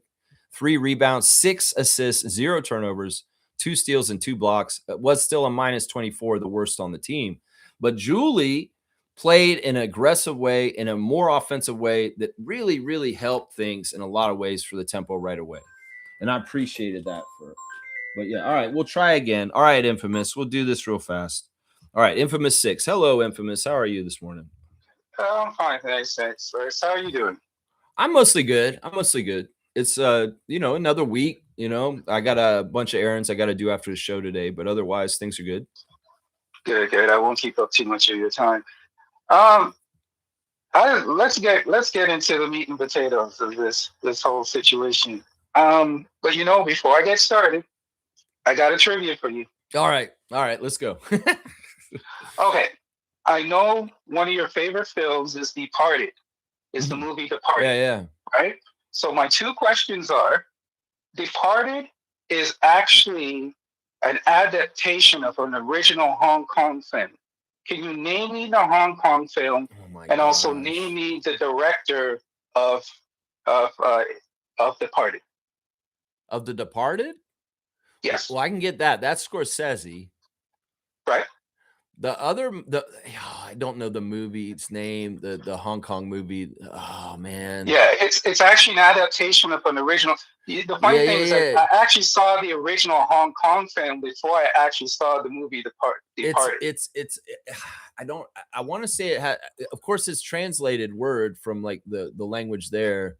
Is it like double something? Like double blank? Is that what it's called? No, it's called The Eternal Affairs. And they actually made 2 they made 2 of them. They made it, Internal Affairs 1. Go check it out, actually. Okay. It's really good. It's Internal Affairs 1. So basically, it's the whole idea of the good guy who's a bad cop. The cop is a bad guy, and the guy who's in the mafia is the cop. It's like that whole story, basically. Yeah. It kind of stole the idea from that film. He actually admitted to it. Yeah. It's actually, Well, I mean, that's often something that happens, is like, especially with foreign films, you see something that works real well and you're like, wow, I wonder how that would look in English and here and stuff like that. So that's very common. And, they do that with game shows too. How many versions of Survivor are there around the world right now? Amazing Race, so it's like, you want to try that in your markets and stuff like that. They do it with wrestling gimmicks too. Like if somebody has a wrestling gimmick in the US, they might do it in Japan. Right. So yeah, that's true. Yeah. It goes both ways. Yeah. Well, let's get into the game. you know what? I'm not mad at this game. I'm not mad at this game. This game literally shows that there's levels to this. Yep. Just like you mentioned, I think you're perfectly on point when you say that the Dream are competing for a championship. Yeah. We're not there yet, right? We're just So starting. yeah, we're just starting. So they're at the peak there. They're fighting with the Aces, the Lynx, New York, Yep. the Liberty. I mean, so there's different levels to this, and there's nothing wrong with that. Nothing wrong with it. So the good thing that I'm going to start with the good things that I like. The good things that I like is that about our team is that we're competitors and we're not going to back down. Yep. We competed all the way to the end. We didn't look, even though we were outmanned, because I think if we had Saab in there, I think it would have made a little bit of a difference. But I think the results would still. Sure. I do believe the results still would have been the same. I don't think we would have been blown out to the extent, but I think it would have been a bit closer. I think she does make a difference. Kiki, I'm begging you, my dear, please come back, because besides Slim and you, they're the only ones, in my opinion, that are the consistent paint touchers that can give you get their own shot. Yeah. So tell me, what do you think about that? I think that this is what struck me yesterday is, this whole thing I'm talking about playing a quality full game. The analogy is a surfboard. You have to stay up on that surfboard and ride that wave and try and have that really good box out defense on Angel, not letting her dominate the boards. You got to come run out at Howard and their outside shooters and not make them get really deep in the shot clock and even get a violation. That's the stuff they did in the first quarter. So in the first quarter, they're riding the wave and they're staying on the board. In the second quarter, they wiped out. They fell off the board. And how hard is it to get back up on that surfboard in the middle of the wave while it's moving around you? That's part of it right there. So it's really kind of like you got to stay up on there. And the progression may actually be, okay, this was one good quarter out of 4. Next game, this is 2 good quarters out of 4. This is 3 good quarters out of 4. This is 3.5 good quarters out of 4. But that half quarter we screwed up and we still lost. We know this stuff from the Raptors. And this is going to be like this for this. In some ways, we played some bad teams to start, and we got some good wins against teams we should beat. But when we play the really good teams, this is what we have to practice. This is like the Raptors versus the Celtics and the Knicks this year. Is you got to be such a good level to get W's against those kind of teams. So. Yeah, I noticed something. In the past couple of games, we've had some bad starts, so we're working on the starting issue. But I don't think that's true. We had a really good start yesterday. We actually started really good. It's just everything fell apart. Yeah, that's what I was saying. Yeah, I was saying in the we're working on our starts. So you just like you said, there's a progression. Where it's one good quarter. You know what I mean? Like we were kind of getting off to a slower start. Not in this game in particular. I'm not talking about this game. I'm talking about the previous game. We've had slow starts. So we're working on that aspect. So we're getting to the point where, just like you mentioned, one good quarter, the next good quarter. We just have to maintain that consistency. Now, Gray, I just want to say for a quick minute, Gray is one of my favorite players in the WNBA. Gray and Mitchell, they are bucket getters. When I say they are bucket getters, this was nothing new to me, and I was saying to myself, "Oh man, Gray's going to give us problems." Even though she wasn't all that great yesterday, but man, when she gets hot, she gets hot. And Mitchell too. Mitchell on the Fevers is also one of my other favorite bucket getters. Just when I'm talking about strict bucket getters, and they can also give it to you on the defensive. End as well. And you know what? The coaching is also great on the other side, on the Dream. I mean, he saw that what other teams are doing, and what they're doing is they're packing the paint, right? And they're daring us to shoot. Yeah. Right? We shoot, we're good. If we don't shoot good, we're in trouble.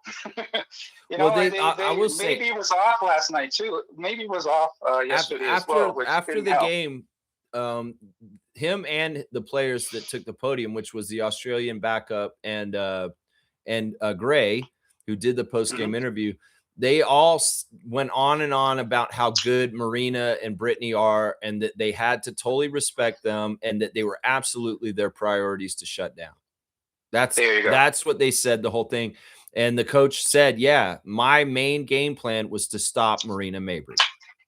That's what he said straight up after the game. So, I mean, that's the kind of energy coming at that. And that's why in some ways, Wright Rogers needs to figure out a counterpunch that isn't a guard that can be kind of another kind of force on the Tempo's offense that they have keeps them guessing. You know, if there's it's too one trick pony, it's easy to shut us down. And in some ways, that's the whole issue I'm having with the build of the Tempo right now. Is that correct? Yeah. That's definitely gonna get better. I also want to touch on another issue, Lex, and that really egregious. The refereeing has got to improve in the WNBA. I mean, that stepping out of bounds was really bad. You don't miss a call like that. Referee Teresa Stuck really screwed up right there. Referee Teresa Stuck really screwed up. And then when the Tempo in-game ops showed it on the screen and everybody saw it during the game, you know, the refs saw it too. Now, sometimes the refs will see that they totally screwed up on that, and they'll try and do a makeup call at some point. But it was so messed up and kind of like unruly. It was hard for me to decipher where the makeup call for that Angel Reese stepping out of bounds was, because I think that it happened at somewhere, because there was some sort of call that went in the favor of the Tempo, but most of it was confusing. And it seemed like in some ways the refs were overly penalizing us versus them, and they were getting away with a lot more, especially since one of our players got ejected. One of their players stepped clearly out of bounds right in front of Teresa Stuck, and she was standing right there and saw it. Clearly out of bounds. Clearly. It wasn't even on the line. It was clearly out of bounds. Yeah, very, very clearly. You can't mess up a call. You know what, Lex? It was so bad that, in my opinion, I believe that ref might receive some kind of penalty, some kind of that could be true. Action. That could be very true. Monty McCutcheon might be watching. Yeah, you have to. The other thing I want to talk about, the big elephant in the room. Everybody's talking about. This is it, though. I want to move on after this one, though. Yeah. Okay. Yeah. The big elephant in the room. We got to talk about the Angel Reese situation there. Sure. I don't have a problem with the physicality that incurred. The only problem I have was with the issue of them. The referees saw that coming. Everything was. That whole thing was building like a crescendo. Yeah. And what they needed to do was they needed to quell that situation immediately. Yep. Right? But they didn't. They allowed it to fester, and it ended up where it was at. Now, in my personal opinion, I don't believe Harrison should have been ejected.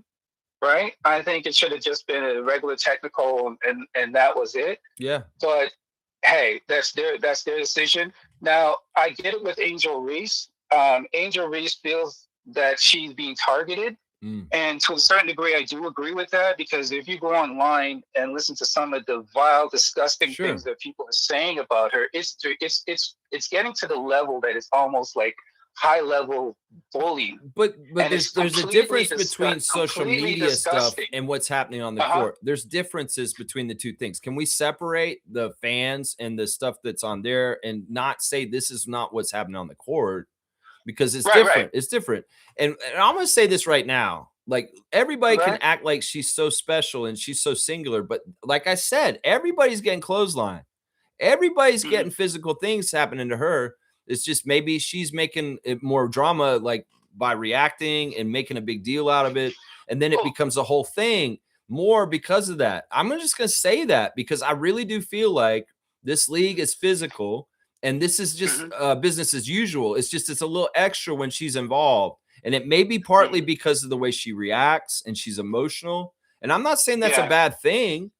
I will say, anybody who says that, she's being targeted online, but I don't think she's being targeted on the court. Oh, okay. And anybody who's saying that, like, people are out to get her, like Natasha Cloud's out to get her, this is stupid as shit. Like, what is this? What do you think this is? The Departed? No, this is like they're playing a sport and she's a physical player. She rebounds like crazy. There's going to be stuff like this. You can go ask Charles Barkley. Go ask Karl Malone. You talk about what rebounding and being a rebounder in the league is like. It's a physical thing. And you're going to be in the midst of stuff like what happened with her and Isabelle yesterday. So either you toughen up and you go through it, or you just like, okay, keep whining and crying about it. And then your fans will get all crazy online. Fans that don't like you'll get crazy online. And then that civil war between that goes on in social media spaces.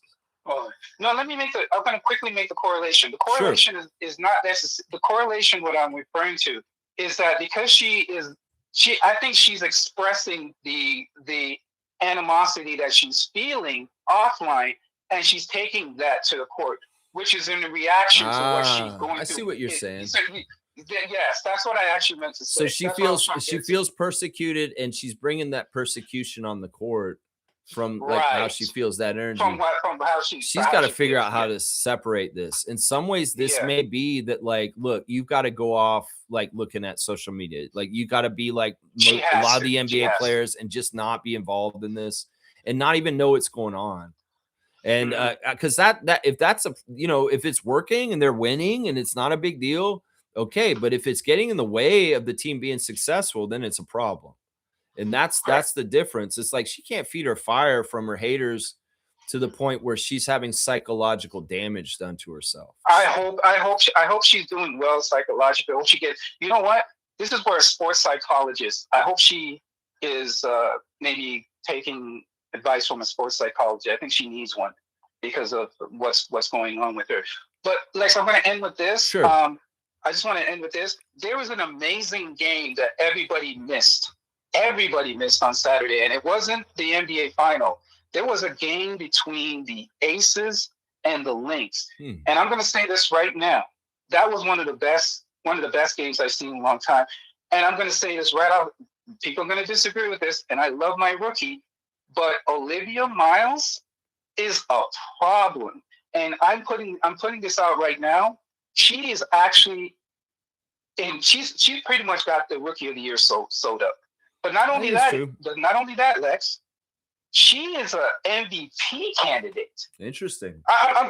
I'm Lex. She's like third on the MVP list. She's that good. Well, that says a lot because she's on a team that's stacked full of really good players. I mean, Collier's not playing right now, but I mean, there's a lot of good players on the Lynx, and she's standing out in the middle of it all. That does say a lot. Olivia Miles is Magic Johnson. Man. All right, let's not overglaze here. Come on now. No. Come on. What are you doing? What are you doing, Infamous? What are you doing? Hey, yo. Wait a second, Infamous. Hello. Listen. Come here. There's only one man in this world right now that I'll compare myself to, and that's Scotty Barnes. I'm sorry. But and you put me in an interview, I'll say that. But if I say that I'm like Olivia Miles in an interview, then you can say that. All right, magic out. Okay, that's all I got to say, Lex. You have yourself a beautiful day, but I'm telling you need to watch some more of Olivia Miles, Lex. I'll see her when she plays the tempo. I seen her earlier this season. I was impressed. I'm not going to hate on her, and I do agree with you. I think she is the front runner for Rookie of the Year, and I'm not surprised she's in the conversation for top players in the league. Oh yeah. She can win the MVP. She literally can win the MVP this year. All right, Infamous. I'm going to say happy Monday. I hope you have a great week this week. Let's go tempo. Let's go CBL. Let's go Raptors. And I'll catch up on the flip side next time you call in. Thank you, sir. You have this. And call in on Thursday. If you can, call in on Thursday and let me know who you like for the draft for the Raptors, please. Oh, yeah, sure. Definitely. Awesome. All right, Infamous. Have a great Monday, and I'll catch up with you again soon, I'm sure. Thank you, sir. All right. Take care, man. Awesome, man. Awesome. Good stuff. Interesting conversation. I think that, very polarizing. Angel Reese is very polarizing. In some ways, I'm not a hater, but I'm not a huge fan either. I'm just kind of like discovering the characters and different people in the WNBA right now. And I can start to see why she is so polarizing and she is so controversial to a degree. All right. My second star of the game after Julie is Isabelle. Isabelle was the leading scorer for the tempo, even though she got ejected halfway through the third quarter. 19 minutes, 17 points. You got to love the points production. And she was doing it early. She really was beating Reese before she got kicked out of the game. 6 of 11 from the field, 2 of 5 from three, and made all three of her free throws. 3 rebounds, 3 turnovers, 1 steal, 2 blocks, a -10.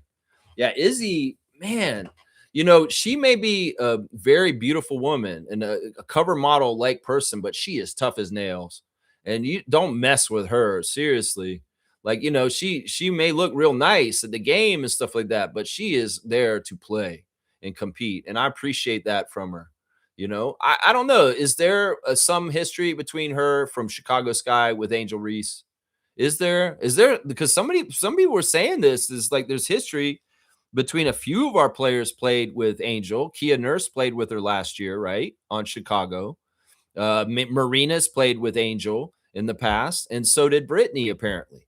So four of our players have played with Angel Reese as a teammate, so they're familiar with her. Now, in the aftermath of where Angel was in Chicago and has moved on to Atlanta, there's a lot of debate between Sky fans, Angel fans, and people that don't like Angel about just how important she was to the Sky and whether the things that have changed with the Dream this year, how much is give the credit to Angel Reese. I would say this, the Sky were really bad last year, really, really bad, and they're a little bit better this year. But I don't think that it's because Angel left. I think in some ways they're just bad, but definitely the Dream are better with Angel there, and I think that that's the correct verdict for things. But yeah, my third star of the game for yesterday was Maria Conde. I just felt like Maria, along with Julie, had a nice synergy for the tempo at times. You really see like Julie using Maria as the emergency valve outlet. Like wherever she's up, if she's in trouble, Maria's scrambling to get to the right spot to help Alamon get the ball somewhere else because she's getting trapped. And I love the action off of each other. There's really good motion, and you saw them playing off each other's really good chemistry. And in that dump off pass from Maria to Julie for that easy layup at that one point, it's like a give and go. There's a lot of good stuff between Conde and Alamon. And Conde kind of had a better game yesterday than some of the games she's been having lately. 25 minutes, 12 points, 4 of 9 from the field, 1 of 2 from three, 3 of 5 at the free throw line. She's got to tighten up on that. In fact, there were key free throw misses by the tempo late in the game when we were kind of making a run to try and close the gap a bit, but they'd missed the free throw. And I'm like, okay, that's not the momentum. That's dying the momentum at the free throw line because you just missed that free throw, Maria. Come on, these really count. And we've been like an 85% to 90% free throw shooting team overall. We can't forget that when the game is on the line, it's very important and it's close, or we really need those points badly because we're so far behind. So don't lose the excellence at the free throw line, Toronto tempo. You need it all the time. 3 rebounds, 4 assists, 2 turnovers, a -12 from the Spaniard from FSU, Maria Conde. Yeah, those are my 3 stars of the game. And I'll give an honorable mention to Temi. Temi came into the game and played way more minutes than they probably expected because Isabelle had to leave. 17 minutes for Temi with 7 points on 3 of 5 shooting. She missed 1 of 2 free throws, 3 rebounds, 2 assists, 0 turnovers, a -13.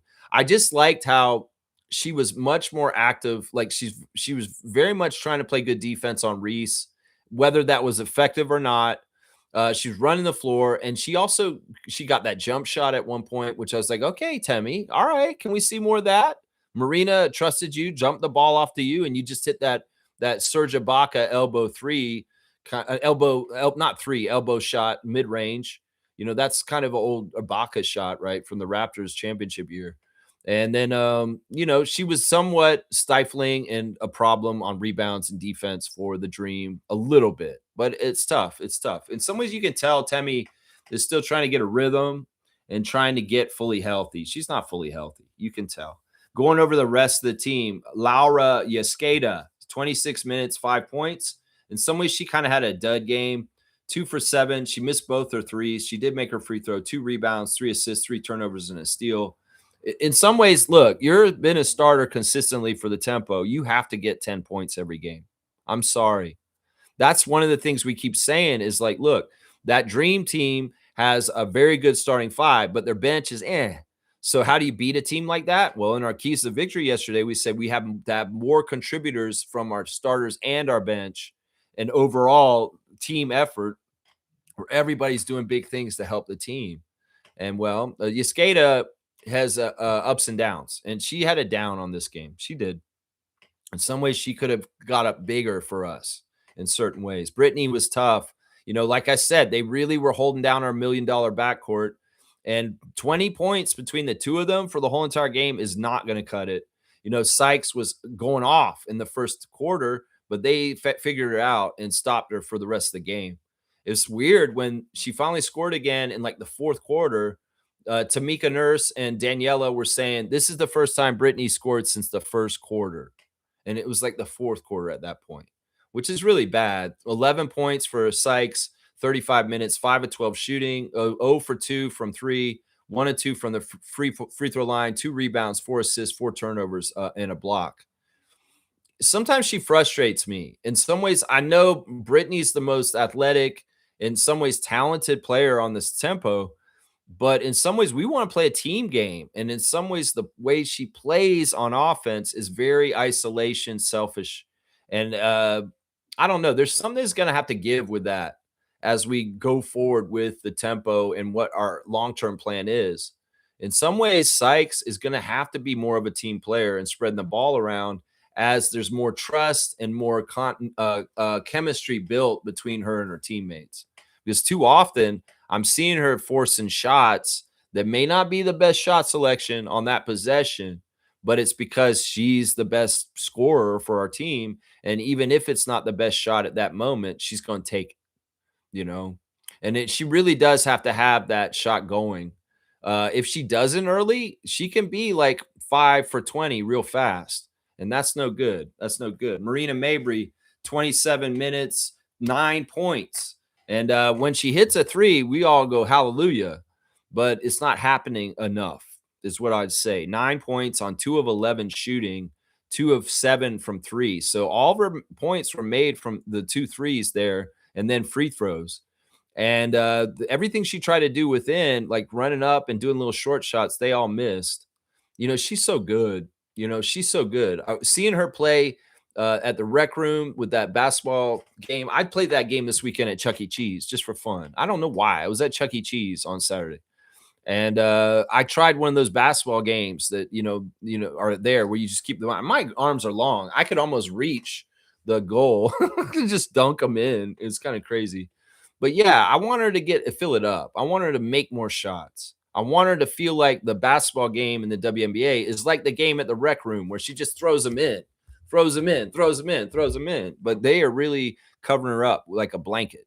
They really are. 4 rebounds for Marina, 2 assists, 1 turnover, 1 block, minus 12. Those blocks on Angel were very, very good. Like she was totally blocking her.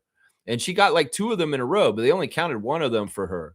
They tried to call a foul on her, and then they changed the call, which was good because it wasn't a foul. She was actually very legitimately blocking her there. Off the bench, Tiani Key, 6 minutes of play. She didn't get any fouls again, which is good. She's really in a learning process. And welcome to the league, Tiani. This is Angel Reese. In some ways, you could be more like her as you play in this league more. So take notes, but don't be like her in certain ways, is what I would say also. Yeah, 2 rebounds, 2 assists, 1 turnover, 1 block for Tiani. Kia Nurse got in and hit a 3 in her 8 minutes, which was nice. Just like Tamika said, it's always fun when there's a Kia Nurse 3. She's a little biased, of course. I do want to note, once again, I do like this announce crew with Tamika and Daniela more than Amy in there. And it really is that there's a difference in the voices. Daniela and Amy Audibert sound like the same person when they're talking. And when you hear them do the game together, it's hard to discern who's talking. You can't figure out which one's talking. But with Tamika, it's been working pretty well with Daniela. And I'm starting to like Daniela more because she's with Tamika Nurse. I think her and Amy weren't the right combo. And it's sad because I like Amy Audibert. And I in some ways I would have picked her over Daniela, but obviously they want to make Daniela the Matt Devlin for the Toronto Tempo. That's what they're trying to do. You can tell. And then Timma came in for 4 minutes. And the interesting about Timma was her 4 minutes came in the second quarter of all places. You know, they've been showing her in garbage time, and then she played in the third. Now she played in the second. You know, it's like Sandy's doing something interesting with Pouye to kind of integrate her and get her more up to speed with the team. And it's like bringing her in earlier and earlier in the game, it seems. But she missed her only shot. She had one rebound, one steal, and one turnover. Honestly, Timma looked bad yesterday. She looked bad. She looked indecisive. She was, the one thing I want from Pouye is I want her to fill it up. Like, seriously, we need scores. We only got 77 points and nobody's scoring. If you're all that in a bag of chips, like hooping wise, like that's what you come advertise as like a French player that can really put the ball in the hoop, like a Lou Williams, go do this. Seriously, don't mess around. Like, don't wait for somebody to give you permission, Timma. Go fucking do it. You see Marina Mabry getting tied up. You see Brittany Sykes getting tied up. Well, that means go and do it yourself and go hoop it up. Kiki Rice knew this when she was healthy and she was out there. She's like, oh, they're tying up Mabry. They're tying up Sykes. I better go do some work right now. Kiki Rice, UCLA.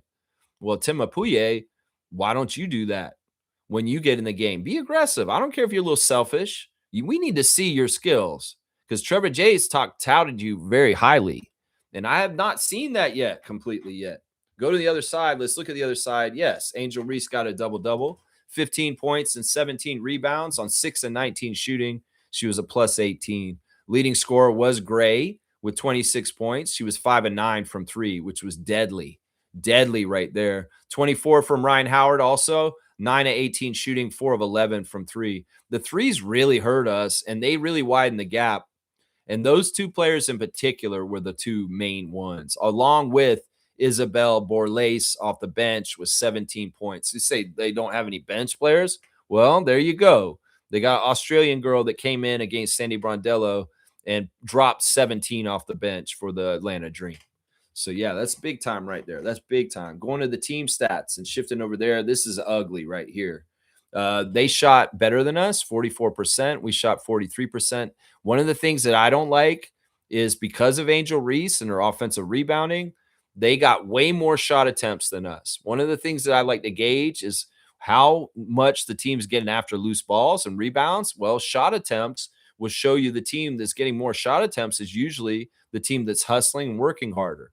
And they had 82 shot attempts for the Dream, and we only had 65. That's a pretty wide gulf.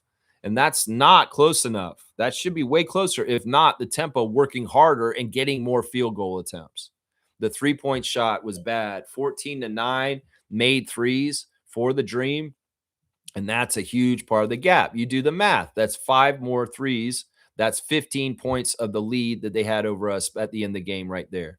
And then the free throw lines, we shot 75%. And then we're normally an 80 plus team.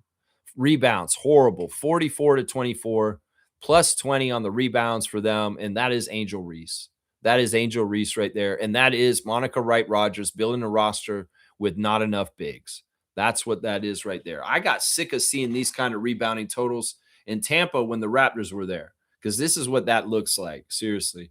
Assist to turnover ratio, a key stat, 23 to 15 for the tempo.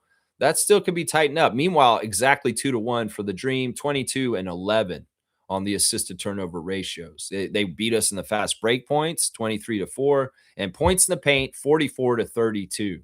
So all these key stats, whether it's shooting, whether it's free throws, whether it's rebounds, whether it's points in the paint, they beat us in all of them. And that means we've got a lot of work to do to become a higher level team in the WNBA. That's what that means right there. That's what it means. We're an expansion team. We all got to remember that. That's what I would say right there. Yeah. Yeah. Let's see. Let's see. Randolph's here. Good morning, Randolph. Blessings, beloved Raptor Freaks fam. When you are down, those who ignore you prove they do not care about you. Those who care will always lend a helping hand. That's a cool, interesting words of wisdom.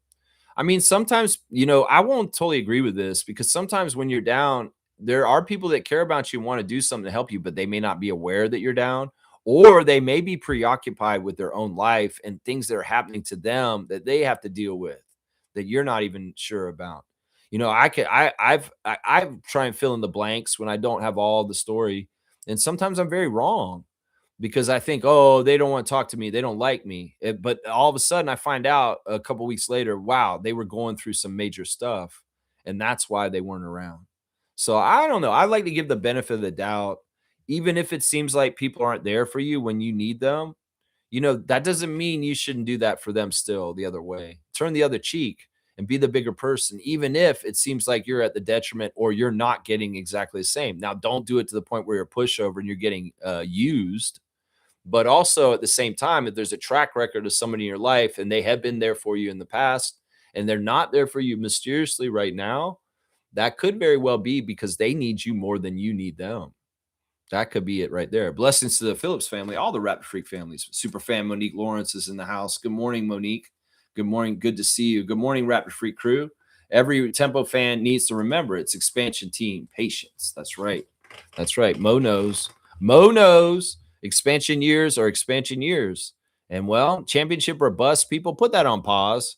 And let's just wait before we have championship aspirations because it's not realistic right now. That's right. Mr. Greg saying if the NBA was a 40-minute game, the Spurs would be sipping champagne. Some champagne. That sounds gross. No, champagne. Yeah, not their player, Julian. No. Yeah, I guess if in a couple of the games that the way they went down, if the game had ended early, yeah, the Spurs would have won. But then again, would the Knicks have closed the gap in the shorter time frame because they know the game was that? I don't know. Who's to say? Who's to say? That's interesting. That's kind of funny. Greg saying also, don't forget we got our butts handed to us by the Lynx with a healthy Kiki as well. That's what I'm saying. These are good teams that we're playing, and there's different levels to this. And in some ways, we got to learn the levels and compete and learn and progress and get better and better and better. That's it right there. Yeah. Randolph saying, Lex, I think you're too hard on tempo management. They do not deserve criticism. Let's wait for year 2 when the team as an identity is playing for something other than establishment. I mean, I don't know if I'm being too hard. I'm just questioning it. In some ways, it's just that I'm a logical person, and some of this doesn't make logical sense. There could very well be that some of it is because we're being held back by forces that we don't know about, and it's not Monica's fault, and because she can only choose that. Hey, you're on the Rapid Freak radio show. Good morning. This is an important message on behalf of People First from DCA. Please contact us at 877-607-8957 and refer to your file number BR796. BR out of here. I don't know. That's a Vinay call. Yeah, the person who had my phone number before me owes a lot of money to a lot of people. So I get all these stupid calls to my phone all the time. It's stupid. It's stupid. Let's see. Cool Cat saying, I like Isabelle. I would like to see her play 4 with Sabally. Izzy has a 3-point shot that would help the team play 5 out. Yeah. Yeah. She hit it a couple times yesterday. Yeah. I mean, that's the thing. We're sick of playing people out of position. And Isabelle Harrison's been our starting center for a couple games now. And that's not her right position. That's not her right position. Shaq Lindsay's here. He's saying, I will never watch another UFC match ever again. This is a platform for classless, homophobic rednecks. Wow. So that went with that well yesterday. I have no idea what happened. I'm not paying attention to Trump world or idiot Trump or any of the dumb stuff they did yesterday. The act of God did not rain the thing out. There wasn't torrential rain and pouring down. I have no idea. I didn't check on it. In some ways, it's like really is like, you get what you get from the perception, what you take in. And I'm not taking it in. In some ways, I'm like, whatever they're doing, whatever. I saw a cartoon somebody wrote for an editorial for a political cartoon, and it's basically like a redneck on his porch watching some people fighting in the yard, and it's Trump. And like the beaver next door is saying, yeah, what the hell are the neighbors doing now? Yeah, I commend you, Shaq Lindsay, and I appreciate you for supporting the channel. And yeah, I never watched UFC myself. Really, I did at the beginning a little bit with Royce and the stuff that was happening in the very beginning of UFC, just as to see what it was. But very soon I found out, yeah, I don't want to watch this. But yeah, let's see. Superfan Mo saying that foul on Izzy was meh. I mean, I broke it down pretty clearly earlier. We've got to remember that the motion of Reese was very much the driver of the gravity. It wasn't Isabelle pulling her. It was her falling over in a Joel Embiid kind of way, is basically what was happening there. Yeah. Shaq Lindsay saying Dana White, or should I say White Diana, is everything that it stands for. Oh, interesting. Man, in some ways, I don't know anything about what happened in the UFC and that stupid thing at the White House yesterday. I have no idea what happened. Cool Cat saying Harden is an idiot. You're an NBA star. Have at least one security with you at all times handling a weapon. Yeah, I don't know. Maybe there's a little bit of Ja Morant in him that he wants to be like that bowdy life.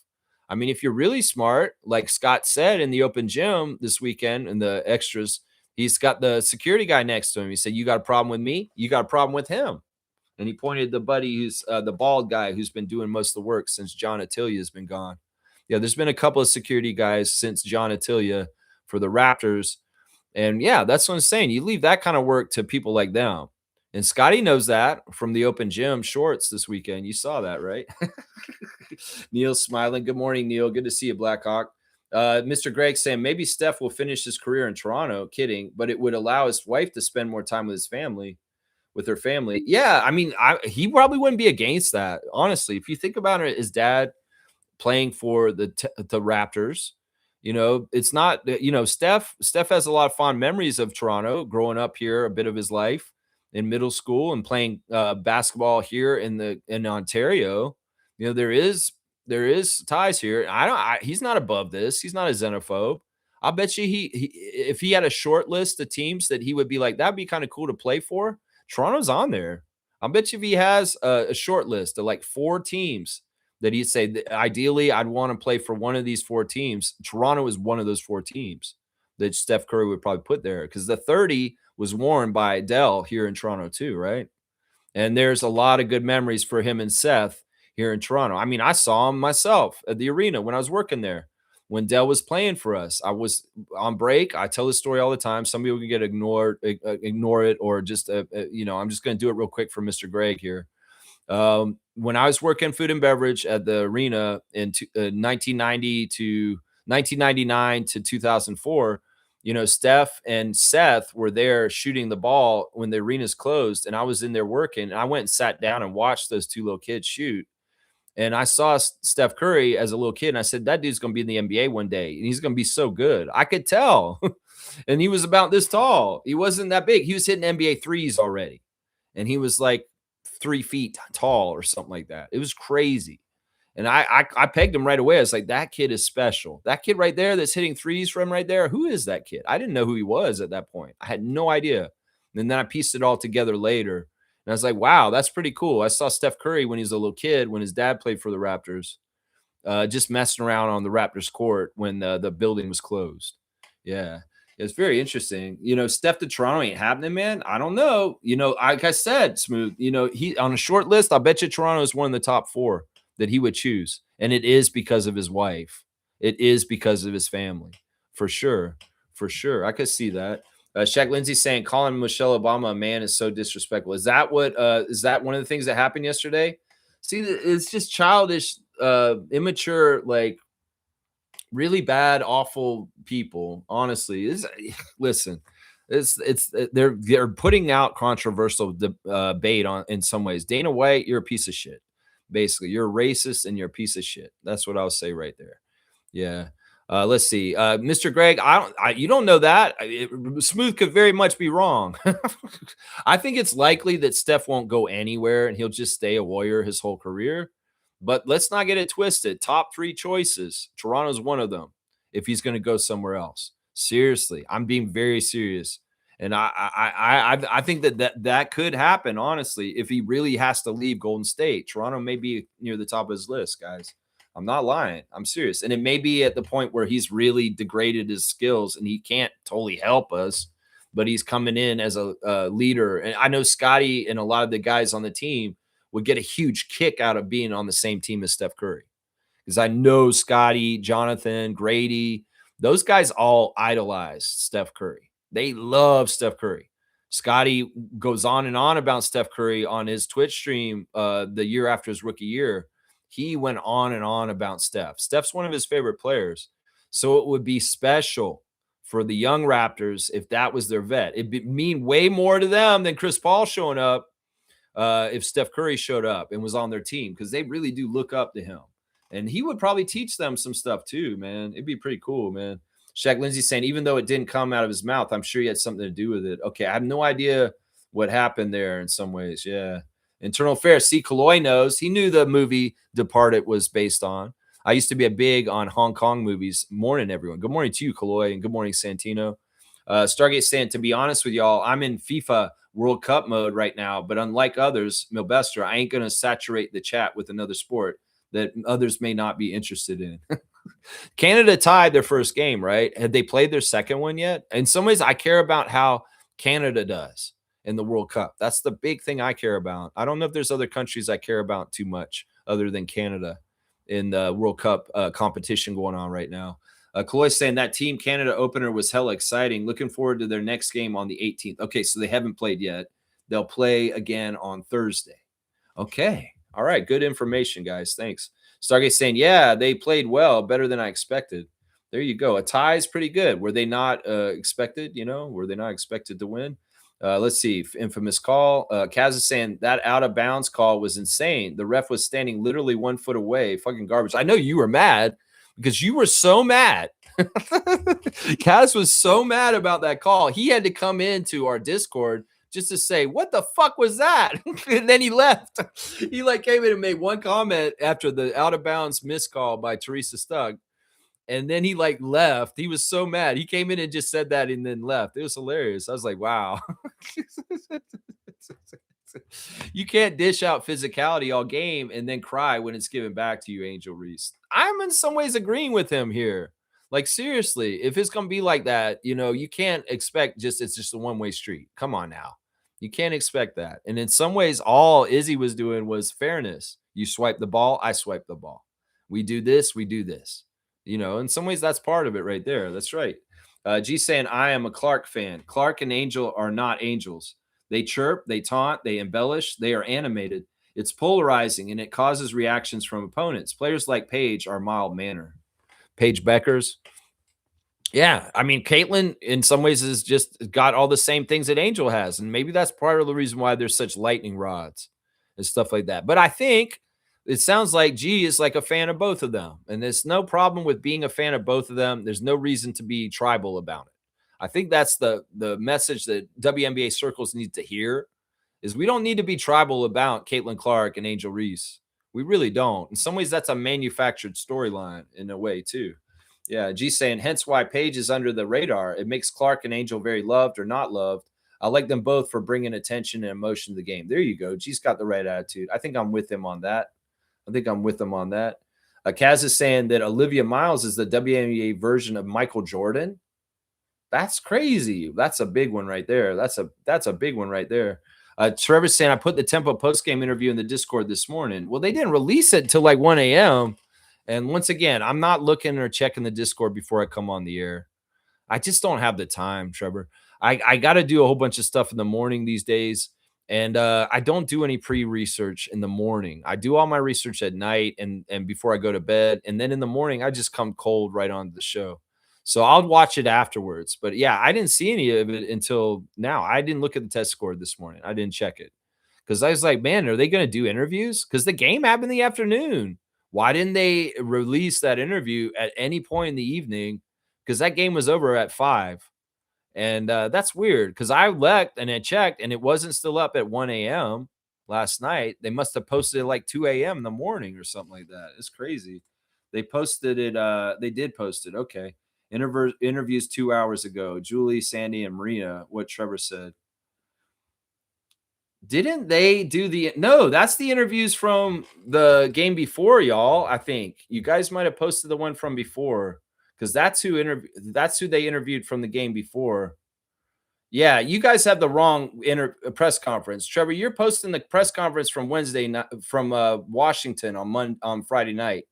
Because the two players that sat with Sandy on Saturday were Julie and Maria. And that press conference came out on Saturday. And that was the press conference for the Mystics. If you look at the date, oh, wait, maybe it is the right one. I don't know. It does say Atlanta on it. But why did they? All right. Anyway, I'll go look at it afterwards. Either way, I don't know when they posted it. It wasn't up last night when I went to bed. That's it. Yeah. Yeah. Let's see. Kaz is saying, in my opinion, Temmie still looked down. Well, she didn't look good in the first half, but in the second half, she started to come around. She started to come around. She's trying.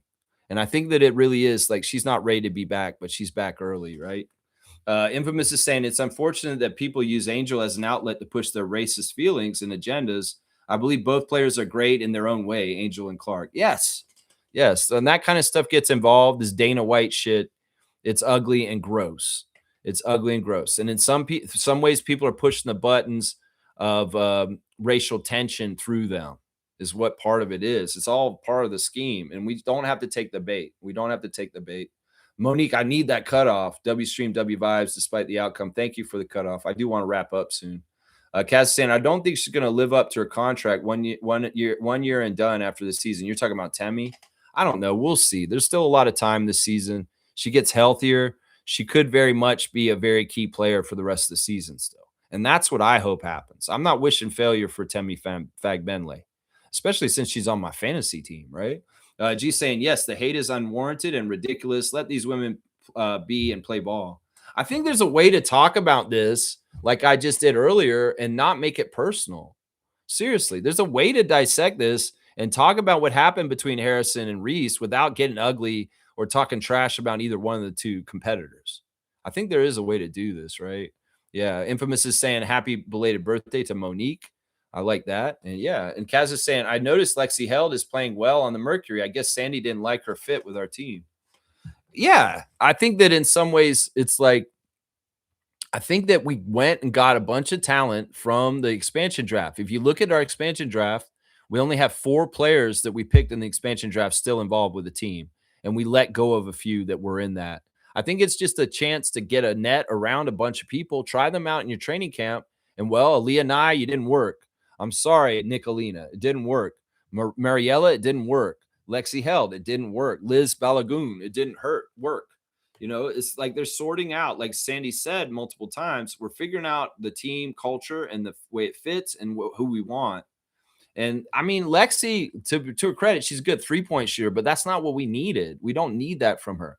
We needed a defense and dogged defense, and she's okay at that. But let's not get it twisted. Also, Lexi Held is slight of build and in some ways can be hunted, as they say, on an WNBA court. She can be hunted. Do you know what that means, right? Where they see her as somebody like Grady Dick, where you can go and get points against her if you get her in the right position on defense. And I think that's part of the problem, because I think that Sandy, one of the biggest things that's important to her right now is a certain level of defensive energy and aptitude to be able to stop things, because we're not playing with bigs. So if there's a weak link on defense, you may be gone. You may be gone. That may be a big part of it right there. Seymour's here. He's saying New York was given the trophy because Toronto is the most popular city on the East Coast. They don't want Canada to have that jive. I was trolling a little with that Olivia Miles comment. Okay, it's been Toronto versus LA for a few years. Now they want to prop up New York. Okay, I didn't know that. That's because of Kendrick and Drake. Is that what it is? All right, let me go through the rest of my tabs real quick because I do want to get out of here. CBL action yesterday. There was one game, and the Calgary Surge lost again. The Winnipeg Sea Bears are trolling them now with 2 straight wins over them, 107-88. This game wasn't even close. So now Calgary is 0-10 for the season. This is absolutely disgusting and really, really bad. It's really, really bad. For the game, we had Teddy Allen with 27 points, Jeremiah Tillman, the former Raptor 905er, with 26 points. And the losing effort, it was Sean Miller-Moore with 20. Yeah, today there's actually quite a few games in the CBL. So if you want to watch some CBL action later, you can. 7:30 p.m. in Brampton Honey Badgers, 7-2, are hosting Niagara River Lions. Check that game out, like Mark Cuban. Also tonight at 9:30, the Ottawa Blackjacks are out west against Saskatoon and the Mamba. And then also tonight on the very edge coast, west coast, Scarborough Shooting Stars take their 7-1 record to the 7-2 Vancouver Bandits. Something's got to give. 7-1 versus 7-2, 10 p.m. tip-off at Envision Financial Court in Langley in Vancouver, British Columbia. So you can check all those games out on YouTube or CBL Plus or CBC Gem. Support your CBL local team. Let's go, Shooting Stars. Let's beat the Vancouver Bandits. All right, let's see. I already did the ref report kind of. Raptors Raider of the Day is Champion Times 99. They have a post that somebody posted about Kawhi Leonard with a bunch of Raptors rings. And it says the biggest what if of the last decade might still belong to Toronto, not because they won a championship, but because they won and then Kawhi left. And you know what? Somebody liked that. Kyle Lowry liked it. And they're questioning about how, well, we could have won more rings. And it's kind of cool that Kyle liked it. So he's very open about it. I know Serge has talked about this openly on his show, saying, Kawhi, why'd you leave? You left a ring on the table. And, well, I think this is a common sentiment among Kawhi's former Raptors teammates that you left stuff on the table, you idiot, when you went to L.A.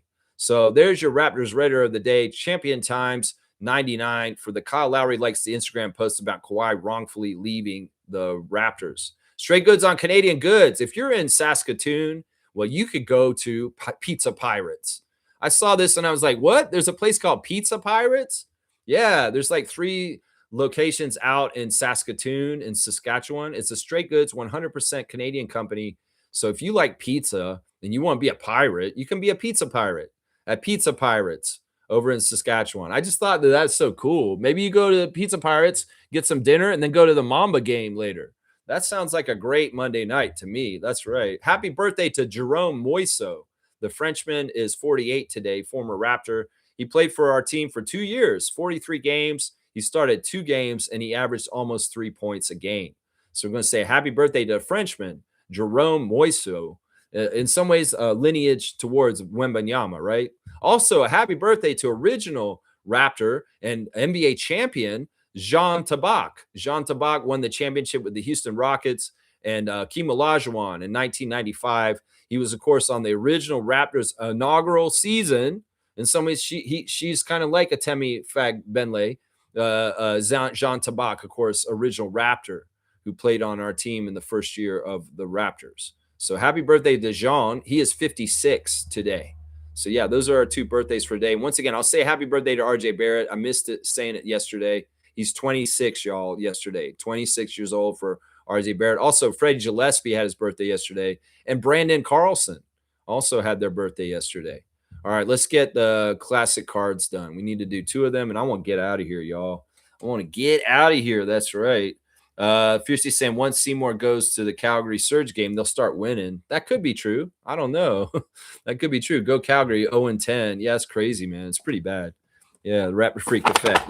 Maybe that's true. That's true. One of the things I got to go do today is pick up a package that Trevor sent me in the mailbox. I'm going to go there and get that today, Trevor. That's one of my errands. So, yeah, we'll get more classic cards. Okay, this is a weird card because it's in another angle. Full name answer, please. This is the one for yesterday. So we'll do 2. All right, who is this player? Look at this card. Look at how it's oriented. Like they even put the name like this. So you're supposed to look at the card like that.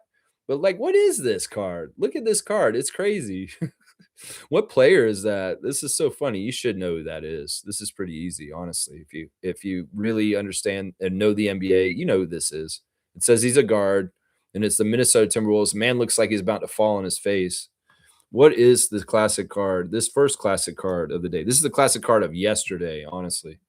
But yeah, who's that player? Let's say some guesses in. Full name answer, please. When you put in your answer, please put the full name in. But who is that, y'all? Y'all know who that is. Come on now. Come on now. It looks like they're playing the Rockets or the Hawks. I'm not totally sure. But yeah, full name answer on the classic card. Is anybody a guess? Nope. Just fiercely writing in RJ's face. Come on, y'all. Y'all got to know who this is. I'll give you some clues if you guys take some answers in first. That's always how it works. I don't give you clues until you give me a couple of cold guesses. Give me some cold guesses or just get it. Slugged easy. You want to start the season off right, get the first trivia points of the year. This is the first chance for trivia points for this new season. Whoever gets this card will be the leader of the trivia because Fiercey has won the trivia championship as of Saturday night. And we're starting the new season right now. This is the first opportunity to get Raptor Freak trivia points. So nobody's guessing. What is this? Nobody live? Nobody want to play? Nobody want these classic card? Should I just extinct the classic card? No, you got to put in a fake name at least before I do something. Yeah. You guys have no idea. I'm shocked that y'all don't know who this is because this person's been involved in the NBA for years still, since Craig Elo. Okay, that's a decent guess. Craig never played for Minnesota. This player has been a coach. Most people know him as a coach, not as a player. So, yeah. And this player has the same last name as an All American linebacker from FSU that went on to play for the Tampa Bay Buccaneers and played really, really good. Yeah. Yeah. Danny Green's birthday yesterday. I didn't see Danny Green's birthday yesterday. You sure Danny Green had his birthday yesterday? Are you positive about that? Because the only birthday I missed yesterday was Rick Brunson's, and that was on purpose. Danny Green. No, Danny Green's birthday isn't until next week. His birthday is the 22nd, Monique. His birthday is the 22nd. So, yeah, 22nd. Let's see. All right, who is this? Come on now. I gave you a good clue. He has the same last name as an All-American linebacker that played for Florida State and then went on to be a Hall of Famer for the Tampa Bay Buccaneers in the NFL. So if you know that last name, you can get this. I want to say, what's a good other one? Yeah, you don't know football? Oh, that's tough. Well, it's a Florida State player too. All right, his first name is the same. What did they say when they see Superman flying, like in the air? They say, "Great what?" That's his first name. That should give you his first name right there. What did they say when they see Superman flying through the air? Great. What name? Yeah. Okay. Now you got the first name. Now you need the last name. That's right. That's right. And as I said, his last name is the same as an All-American linebacker from Florida State that went on to play for the Tampa Bay Buccaneers, who is no, Scott Foster is a referee. This is not Scott Foster. Scott Foster never played in the NBA. And this guy is a coach that played in the NBA afterwards. Yeah, that's pretty funny. Man, I'm really sad. We're getting off the bad start on our trivia season. I figured people would be hungry, chomping at the bit to get the first points of the trivia season. And this is not a hard card. I literally want to get off the air very soon. So I'm going to put a time limit on this if y'all can't figure this out. Seriously, because I am going to say, well, nobody got the first card of the year. You got the first name. Y'all need to figure out who this is. Seagull Kaz, if you want to. Yeah, I don't know where Slug DZ is. Scott Brooks. Thank you, Fiercey. Jeez, was it that hard, y'all? It's Scott Brooks, former coach of the Oklahoma City Thunder. You guys can't see that that's him? Like, that's his face. How easy is that? It's Scott Brooks. I'm annoyed that it took so long, but I'm going to give Fiercey 100 points for that. 100 points. We're going to do another one. That's why I'm like, get this one done because we got to do a second one still. Let's see. Scott Brooks. Fiercey gets the points. Just 100. Just 100. I feel like that's an easy card, but it wasn't apparently. Let's see. All right. Card number 2, the one for today. That was the one for yesterday. Man, I don't even want to do these hard ones. All right, we'll do this one, even though this is one that's hard for me to hold, and we'll see how this does. Yeah. Let's see. Do a 2000s card. Yeah, this is a 2000s card. All right, full name answer, y'all. Tell me who that is. Tell me who that is. Yes. This is from 2000s. This is pretty recent, actually. Full name answer. I have to cover it up like this because it's like, yeah, DeJounte Murray. It's young DeJounte Murray, too, because his hair, look at his hair right there. Yeah, DeJounte Murray. That's pretty easy. I'm going to say that's a 50-point card. So Fiercey gets 150. She's already on the board for the new season. Sorry, y'all.